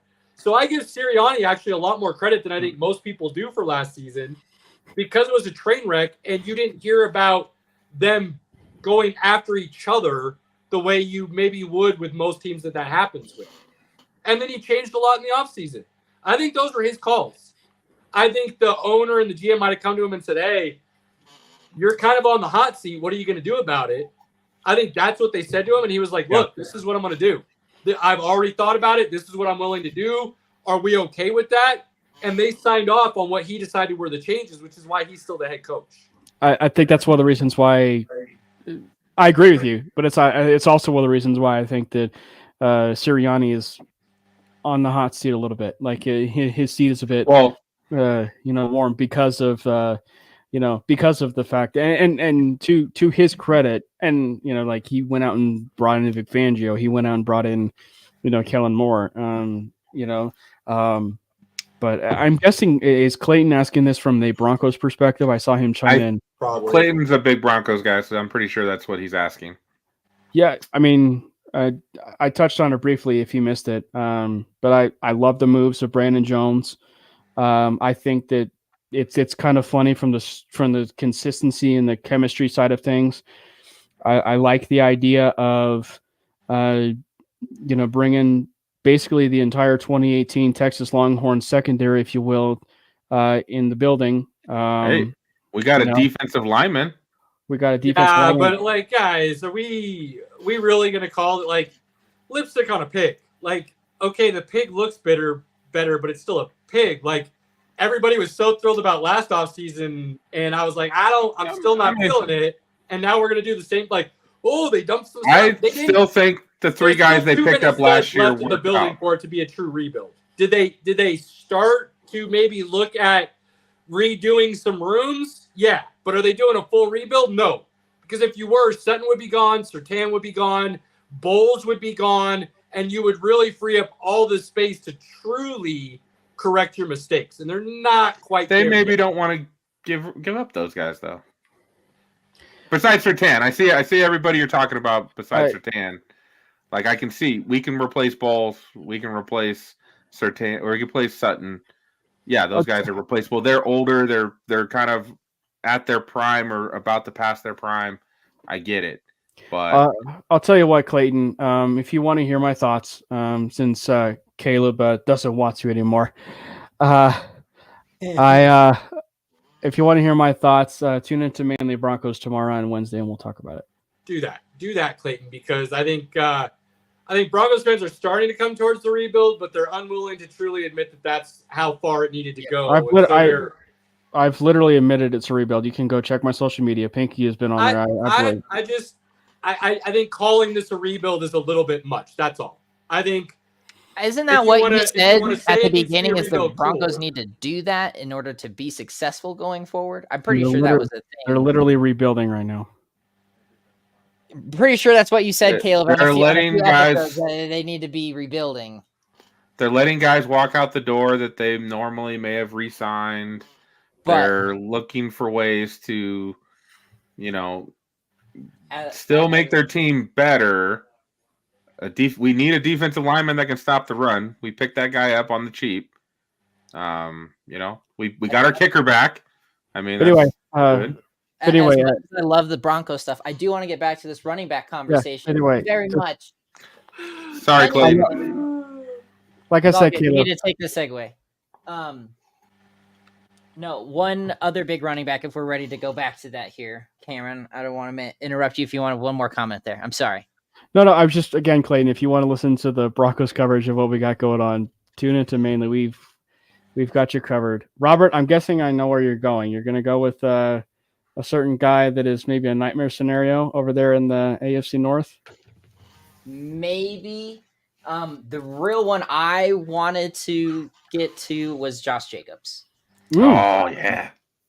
Because with not having watched the Packers much, but watching them against the Cowboys in the playoffs was tremendous. And seeing the talent that they really do have in some cases, and now bringing all that pressure off of Jordan Love, I think it's going to be a great move for them, and it's going to be a powerhouse. And I'm really excited for this move. So, Robert, I love this move. I have watched a lot of Packers games over the years because I loved watching Aaron Rodgers play. And then last year I had Jordan Love as my quarterback in fantasy and helped me win a championship. Thank you, Jordan. You're gonna keep riding on that too for a while. I am. And thank you, Caleb, because Caleb was the one that was just like, he's probably okay. You should probably just do it. And I was like, okay, why not? Give it a shot. And it worked out. So I didn't just say it was okay. I gave you a rundown on why it was totally within your best interest. And you know what? I believed in you, and you made it happen. And I appreciate that. I have a great silver trophy, crystal trophy that I take with me everywhere. I took it to the Super Bowl because of Jordan Love. So you did. I did have some other guys like some Lions players, but back to the Packers. I've watched a lot of Aaron Jones over the last couple years. I love Aaron Jones. He's a fun guy. He's a great guy to watch run the ball. Jacobs is probably I don't think he's quite the receiving back Aaron Jones is, but that dude is durable. He's I'm so happy he's out of the AFC West because Josh Jacobs hates the Broncos. So I'm glad he's not in the AFC West anymore because he killed the Broncos every time. 150 yards, 2 touchdowns, just put it on the board and move on. So yes, I agree with you, Robert. This is a tremendous signing. Kind of wondering who's going to play left tackle next year for the Packers, but other than that, and right, where was Runyon? Right guard? I think Runyon was at guard, but had to move to tackle because of injuries. Okay. I mean, they lost Bakhtiari and Runyon. Now, Bakhtiari didn't play last year, so that's not really a loss for them because they're good. So what they do at left tackle, I don't think actually is a concern. They already have one. They'll figure it out. Played fine last year. Runyon might be a concern, but guards are a little easier to replace in the draft than tackles, so that's maybe not a concern as well. The thing about Jacobs to me, and I don't love the move as much as you guys, only because to me, the only thing that changed with this move is they got a couple years younger at the running back position. I don't think talent level changes in the running back room. I think Aaron Jones is a tremendous talent. I think he was wildly underrated. I don't think the Packers gave him nearly enough touches. He could have been even more explosive for him. I think you saw that in the playoffs last year. When he got true meaningful touches, the dude went off. So, and I'd agree with all of that, Caleb. So, but you got younger. Getting younger is a good thing. I think that's the only positive, and that's not necessarily a bad positive, especially with the fact that they're already the youngest team in football last year. They'll continue to do that. I feel like they got a little bit more experience. So it's a great move for the Packers. I just don't think it moves the needle maybe as much as everybody else. Gutekunst is like Leo DiCaprio. He's like, you're getting close to 30. I got to get you out of here. Well, it's so funny because, and this is the unfortunate situation we're in with the running back position, but it's an easy position to replace, whether that is through free agency or it's in the draft. But it's so cool, I guess, to a certain extent. But like with it being Gutekunst, I look at it from the standpoint of like it's almost like he treated the running back position this year like he treated the quarterback position with Aaron Rodgers and and Jordan Love. Like it was like, and when I say like even Aaron Jones, I obviously mean AJ Dillon because they cut AJ Dillon too this year. Like, well, he was a free agent. Well, they didn't cut him; they just didn't re-sign him. So like they moved on from Dillon. They moved on from Aaron Jones. So it's like they're starting brand new, and you bring Josh Jacobs in, and so it's like it. And I think if there's one position that we know in an offense that you can easily make it work like that, is the running back position. So I'm curious to see certainly like where they go. Like I mean, if they're smart in the draft, they're going to go and draft the most unsexy position ever, which is like offensive guard, defense. Do we want to talk about the Packers for a sec? And they're set, right? Well, so the as far as the running back position, obviously we know there's certain running back ties, Caleb, down there with Green Bay of a certain running back that may be an AJ Dillon type. With maybe possibly, in that same area, a guy by the name of Braylon Allen. If they want to maybe replace AJ Dillon with him. But I mean, like, yeah. And I think that's kind of the curious thing for me is like in a draft that is just a little bit more heavy on skill talent, the Packers the last couple of years have kind of dedicated themselves to skill talent. So is this the year where you actually see them maybe to a certain extent go to the Philadelphia Eagles model, which is something that I've even been saying for like and we touched on it earlier, but like even for the Broncos standpoint of just really any team in the NFL, using the Philadelphia Eagles as a model, having that chance of like drafting like Cam Jurgens, as a pure center. But you know what? Oh, we already got a center. Let's convert him. Let's put him at right guard. Or like, hey, let's draft a center from Alabama by the name of Landon Dickerson. Oh, you know what? He'll actually end up being a really good guard, almost a Pro Bowl level guard. Oh, you know what? Let's sign him to a contract extension, make him a very wealthy man. In this offseason, overloading an entire offensive line in this particular draft should really be any team's motive. And again, it's not insanely high level talented, but it's insanely good level deep. Yeah. Mm-hmm. And so like, and even then, like I obviously say that from like, the Broncos are, should take a quarterback perspective, but even if they don't, heavily investing in that offensive line in the trenches, I will not, poo-poo that at all because of the fact that it's such a really good trenches and offensive line class. Absolutely. Robert, I am dying to know your thoughts because I've got a couple, obviously, myself. I always do, right? But go figure. But I know you were really curious on where Mr. Derrick Henry landed. And I can't quite think of a better fit or place than where he ended up. How are you feeling about him with the Ravens and what that looks like? So I'm actually feeling really good about this. What made me very intrigued about where Henry was going to go is there was a very brief fleeting moment that I had thought he was going to go to the Cowboys, which I thought was a very intriguing situation. Everybody did. I was more interested to see what the backup option was going to be because everybody, and I guess now that I'm paying more attention to it, I guess I'm more aware of it, of the whole Jerry Jones situation, thinking that they might make a move in the free agency, and obviously they haven't.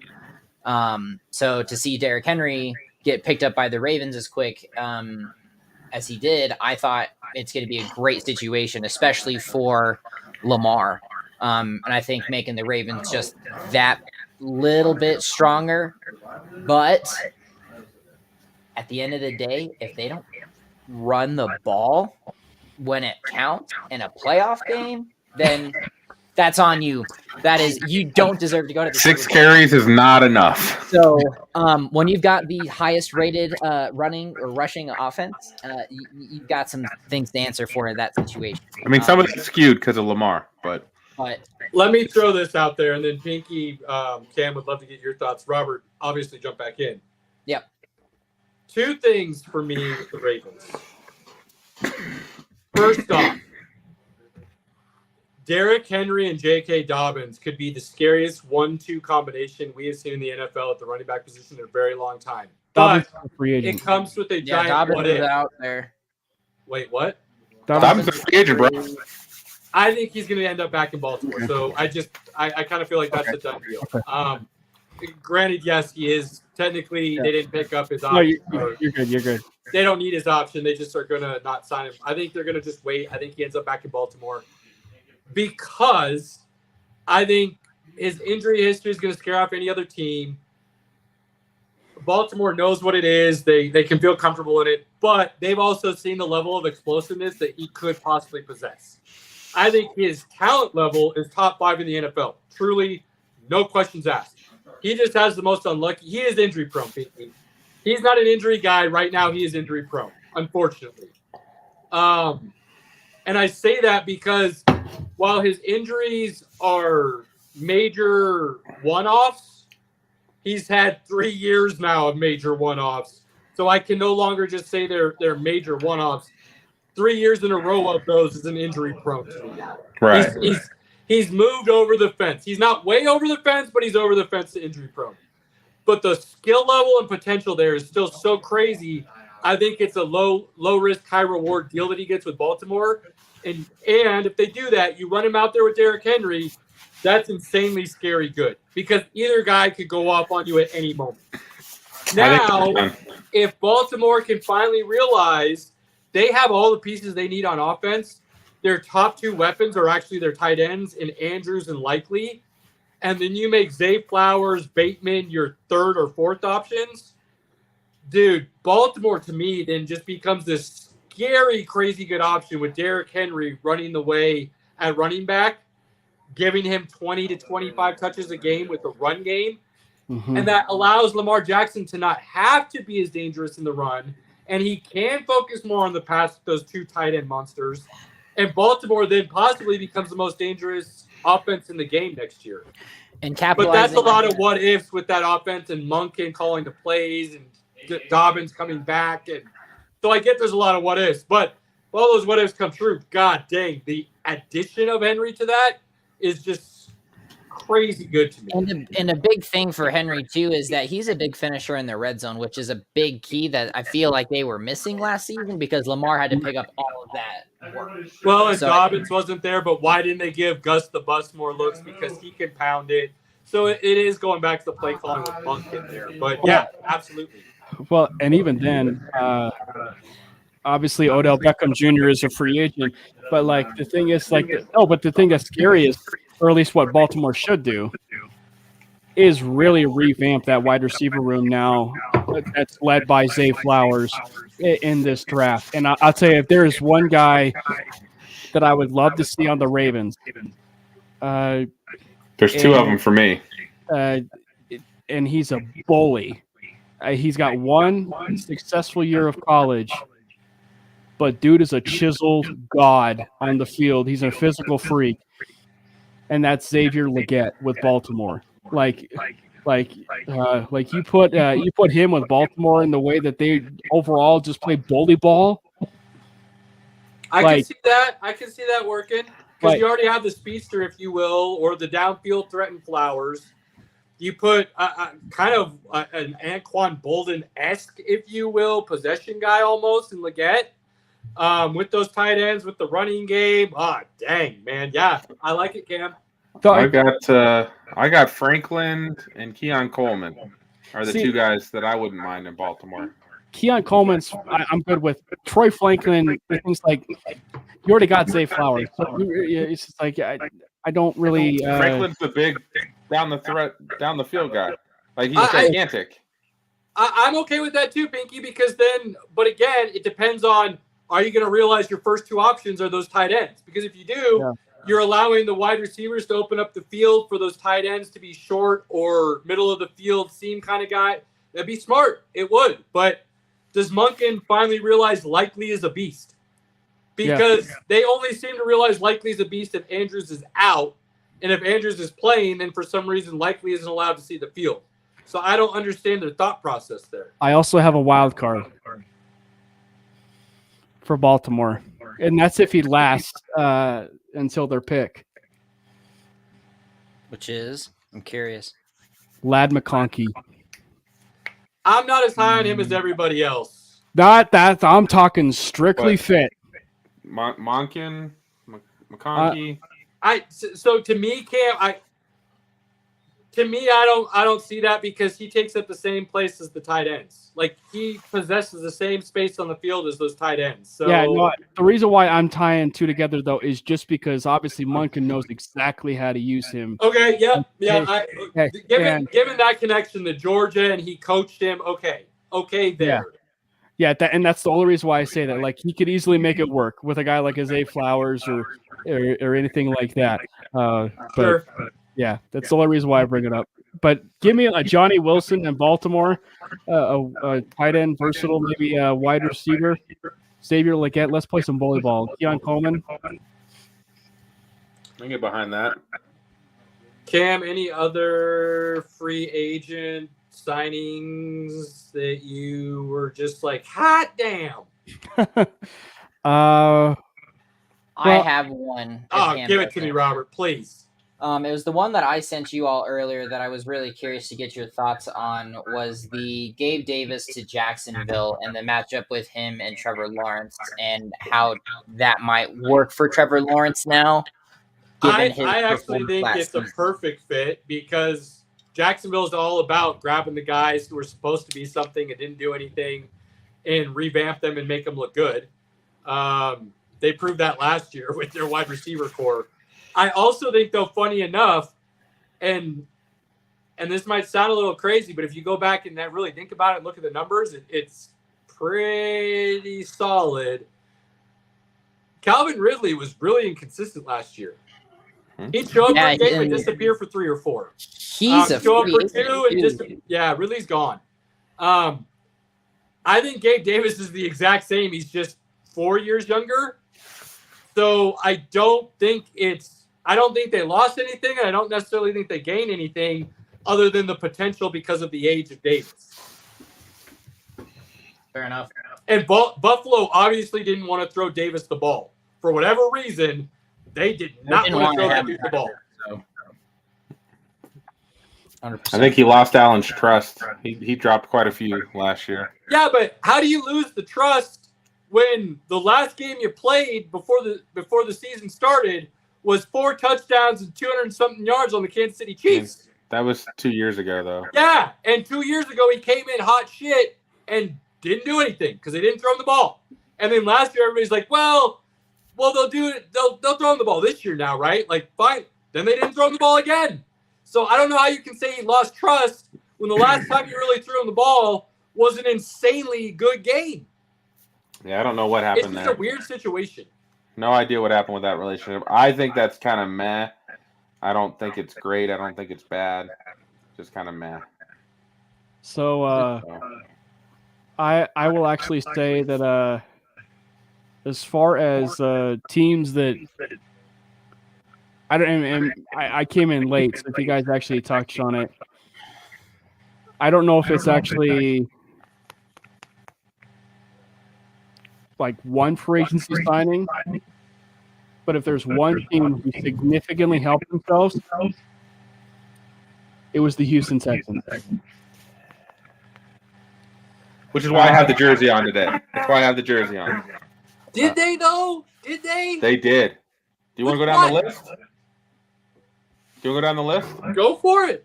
I mean, first of all, before free agency started, they re-signed Dalton Schultz, which Schultz and Stroud They had a good connection. On the Absolutely. same page.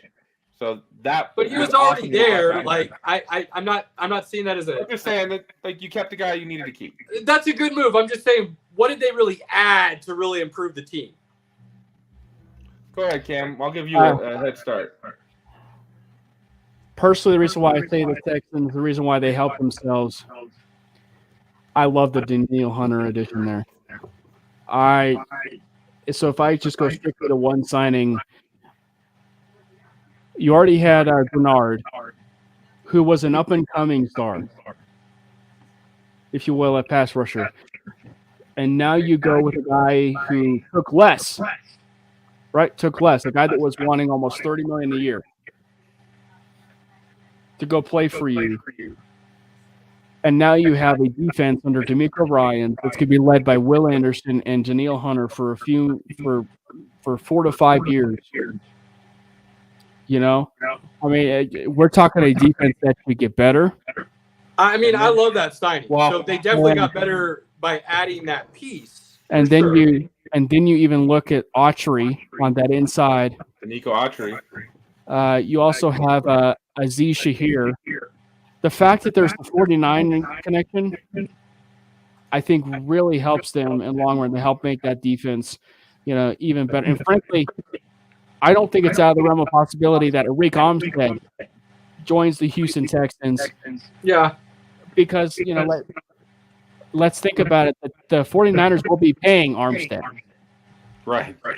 So the team that he's going to, it's literally the Russell Wilson thing for the defensive line. So why not go to like the Miami Dolphins or the Houston Texans, a place that's actually going to benefit you? I would go to the Houston Texans personally. I like the defensive moves. I do think they added pieces of need. I'm not sold that those pieces are going to be I mean, they had to spend money, right? They had a lot of cap space. They were going to spend money anyways. So it's not like these are bad moves. I'm not trying to say that by any means. I'm curious to see if they were pieces that are going to improve them, or if they were just pieces to fill the hole. Well, or they added what did Hunter have? Like 18 sacks? 16 sacks, and then Autry had 11 and a half last year, on top of Will Anderson's like 9 that he had in his rookie year. Like, and the back end was Stingley, and the other corner they got. These are awesome, man. They're one-hit wonders, though, right? Like, in the sense that these guys haven't necessarily put up those numbers their whole career. Who? Both the guys you just mentioned. Autry's done it multiple years, and Danielle Hunter's been one of the top sack guys for the last 3 years. So they both averaged double-digit sacks over the last 3 years. Probably not Autry, because Autry's more of a defensive end. He's not the rush guy like Will Anderson and Danielle Hunter will be, but he's got 28 and a half sacks with his career from the Titans. How many years was he with the Titans? 3. Okay, so a little more than I had realized. And that's the Titans. I know. How often do the Titans get to rush the quarterback, right? Vrabel called the defenses specifically for that stuff. So don't be like, and it was with the Titans. Like, their head coach was specifically minded for that. Caleb, just so you know, 2016, Hunter had 12 and a half sacks. 2018, 14 and a half sacks. 2019, 14 and a half sacks. Okay. So I'm not – look, I was underestimating those signings a little bit. I will say that. I didn't quite, for whatever reason, I wasn't thinking that those guys were that consistent. So no, you're we haven't even talked about Joe Mixon yet. I'm not excited about the Joe Mixon. I do think that's not as good as other people, but I like Joe Mixon, and I'm not excited about the move. You literally gave up something when they were going to release him anyways. I mean, it's a 7th-round pick. Yeah, but no, I'm not doing this game with you. He also the thing. I mean, you're okay with them doing that for Mixon, but you scoff at Denver giving up picks for Justin Fields, like, dude. Well, the thing is, more than one pick, yes. Well, the thing is like, it kind of is what it is. I'm interested in the fit, but we have to remember Mixon also has baggage, unfortunately. And he's got baggage, and there's a reason why he was a 7th-round draft pick. And then he also plays a position that is easily replaced. I mean, so I don't buy the easily replaced. I think Mixon is a really good running back too. I meant position-wise, not him. I'm saying like just in general. Well, and that's why I don't like this. Running back is an easily replaced position. I don't like that. I think people have diminished the position. There are game changers. I think Mixon is on that second tier short list of being a true game changer. He's had moments where he really is. Pinky brought this up. Last year, it looks like he might have lost a step. I don't know if I agree with that, but I think there could be some truth to that potentially. It could have been the Bengals O-line. I don't know. I agree. I think there's some question marks. Was it him? Was it the O-line? I don't know. But to give up what you gave up and then have to pay the guy, I think there were better options. And I would agree with that. Either Houston didn't pursue them or they lost out, in which case I would have gone the draft before I would have gone with Joe Mixon. So I don't – at this point, I don't know if, based on the way Singletary played last year, I don't really know if Mixon's an upgrade for them over Singletary. And that's kind of crazy to say because I'm not high on Singletary. But I don't think they really upgraded there, in which case I think that's why I'm kind of ho-hum on their whole free agency. Well, that's fair. But after hearing you guys talk a little bit more in depth on the defensive guys, which for whatever reason I was overlooking, they drastically improved there. So now you could go use your draft picks on the offensive side of the ball. So why are you bringing in Mixon? I think that's where I lean towards on that. Then that's fair. That's a fair one. By the way, I just can't believe you were hating on the Houston Texans, but they literally signed our boy from Nebraska. Oh, I'm not hating on him. I really like what Houston's done. I wasn't, and that's where this sounds kind of weird. My initial thought on the defensive guys wasn't that they were bad signings. No, it was they're filling holes of need, which is always good, but are those difference makers that you're filling them with? They probably are, and I was just underestimating that. No, So, no, I was just giving you crap. no, you signed a Nebraska boy. I'm going to be with you for a little bit at least. By the way, yeah, was Khalil the better one, or is it his brother? I'm trying to remember. I believe he was the better one, but I always got him confused, so I'd have to go back and truly look, Yeah. and I don't have the time to do that right Yeah. now. So, Houston's done well for themselves for the last couple of years. Houston's made the moves that the Broncos should have, and the Broncos didn't. That's kind of how I've been comparing Houston's moves over the last couple of years. They've kind of done everything I wish the Broncos had done. It's also the model I think they're going to go off of. Well, not with Sean Payton there, unfortunately, in my opinion. But hopefully I'm eating a lot of crow on the Sean Payton situation. That's truly what I hope. But George Payton's still there, and that doesn't make me feel any better. Anyway, You got any other ones, or we wanted to? I've got tons, but We've got to say. we've Yeah, already I mean, we 2 can hours go in. another hour. We probably We've need got to to wrap say, it up. what do we want to do here? Robert, I think there's one that surprised me you didn't bring up, and we could just talk about it really quickly.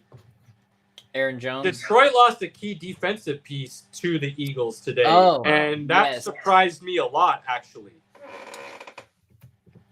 yeah. C.J. Gardner-Johnson, I was surprised Detroit allowed to get out of that building.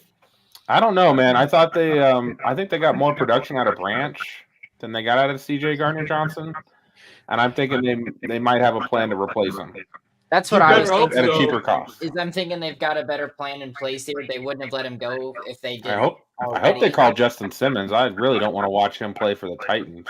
I mean, here's the thing, though. And Robert, please give me your thoughts. Detroit needed to do everything they could to improve the defense. And letting him walk, I'm not seeing a clear path to where that helps you improve, no matter what you do. Well, and I think that's where you kind of got to find that starting point of where do you begin. And I think that's the starting point is, yes, he did bring a lot to the table, but I don't think he was that element that they needed on the defense. And I think that's why defensively they've got a better plan going forward to build this up from where it was. They did trade for a corner. They did. Carlos Davis. Carlton Davis from the Bucks. Which is a solid piece. It's not necessarily a needle mover per se, but it's a piece that now you don't have to worry about that position, right? Yeah. So that's one less thing you have to deal with. Yeah, like they needed a cornerback one. Yeah. And, Yep. And they got a he's not a And superstar. He's gonna be And they solid. signed Marcus Davenport to rush the passer opposite Aiden Hutchinson. Which that guy. I don't know. Marcus Davenport's never been the greatest, but No, he's talking about Hutchinson. Yeah. Hutchinson's awesome. Hey, Jacksonville, calling Jacksonville. Figure out your talent evaluators because they're still trash. Jacksonville, calling Jacksonville. I mean, Javon was starting to get better, or Trayvon, Yeah, I mean, but he's not on that level. He's And not he may a not be on terrible. that level. He's not a terrible pick. I'm not calling the dude a bust. A lot of talent, right? And still growing. But you could have had Hayden Hutchinson. Hey, Portland, calling Portland. Michael Jordan is on the board. Like, come on, dude. Like, if you see a guy who's already talented and has a lot of potential, you don't take the guy who was good and maybe has a lot of potential. Like, take the dude who's going to be awesome no matter what. but yeah, no, there really wasn't a whole lot of other moves I thought were. I mean, I thought that there were a lot of shrewd signings. Yeah, there's a lot of great, Unless well managed money dollars. Unless you're the Panthers going out and giving $100 million to a guard.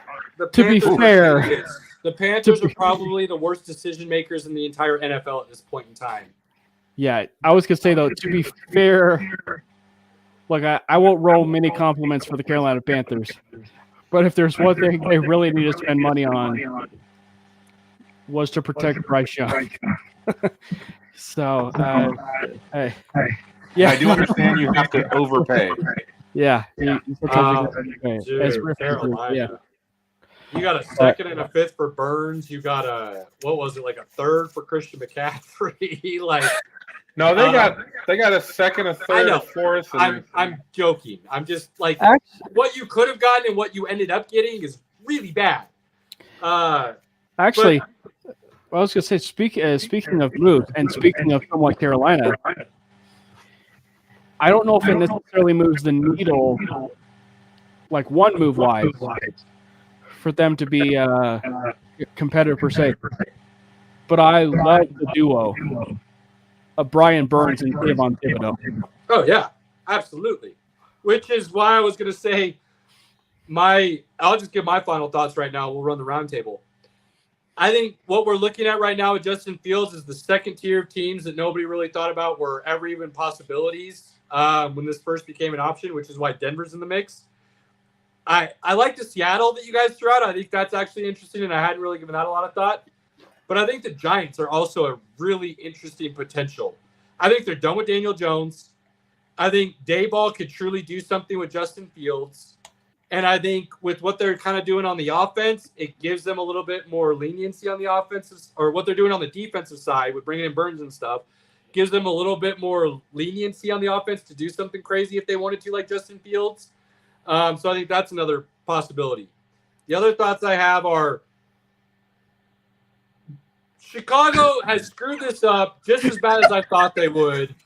And I am still very interested to see how this unfolds.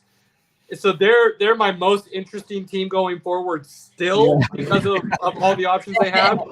And I think Denver has actually moved into my second most interesting team. And that's not because I'm a homer. It's because they literally have every option on the table at the quarterback position, and none of them are bad and none of them are good, which is insane to think about for me, that a team could be in that position. And that's where the Broncos are. So literally everything's on the table. Yeah, dude. And I think those two teams over the next couple of 3-4 weeks are really, to me, going to be at the top of most interesting to watch, and how their boards start moving and the rumors that start flying for them. I think you're going to hear a lot of with those two teams. Yeah.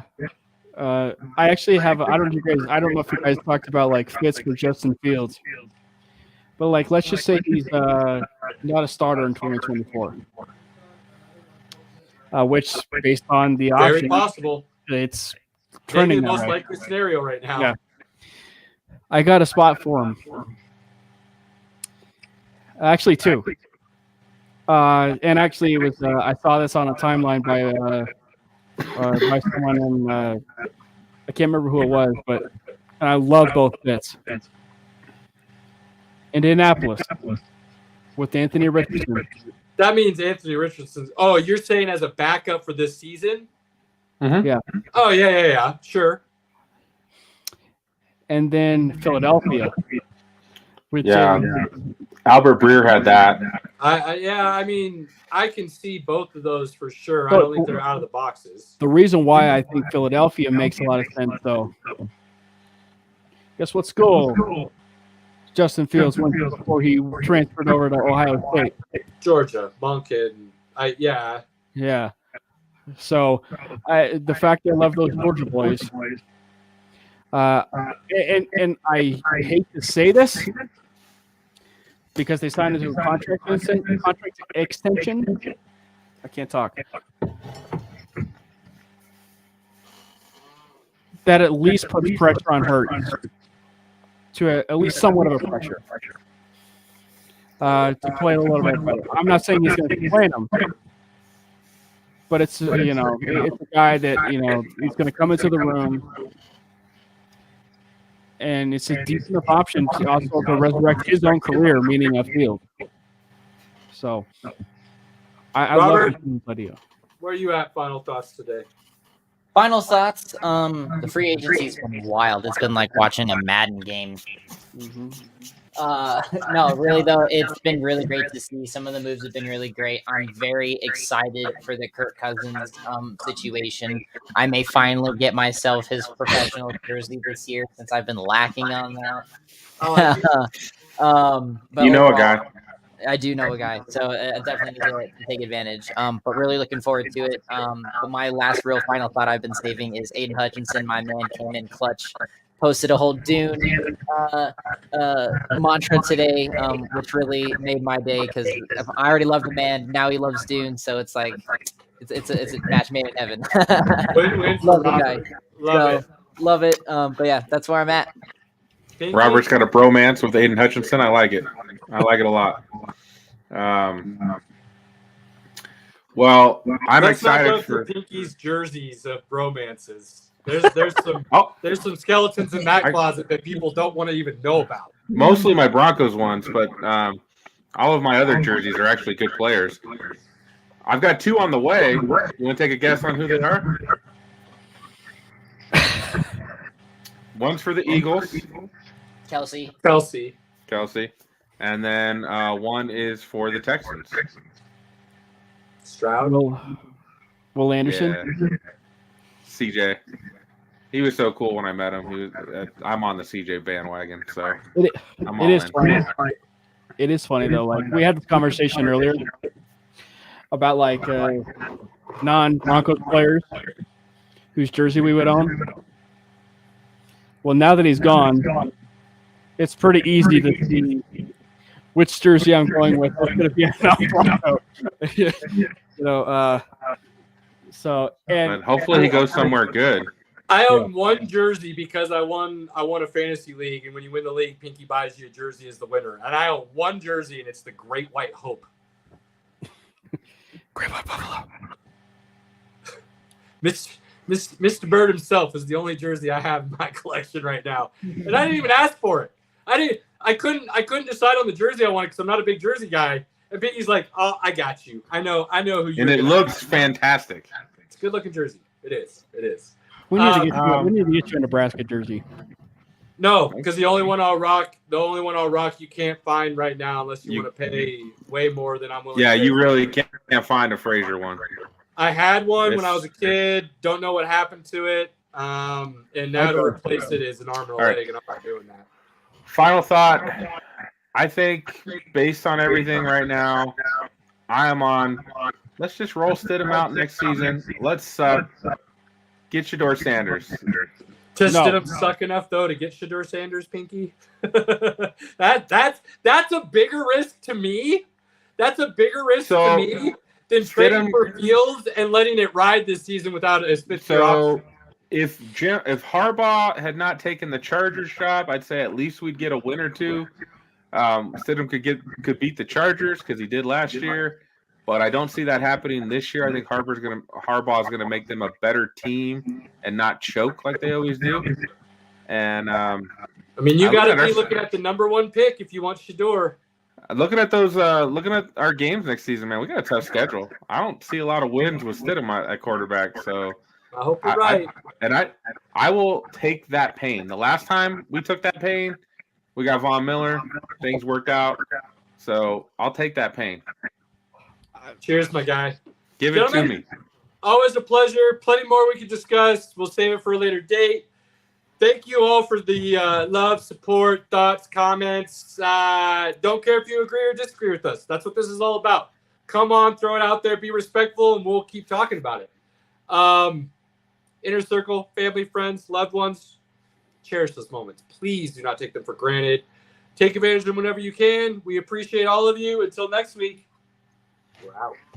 Theo.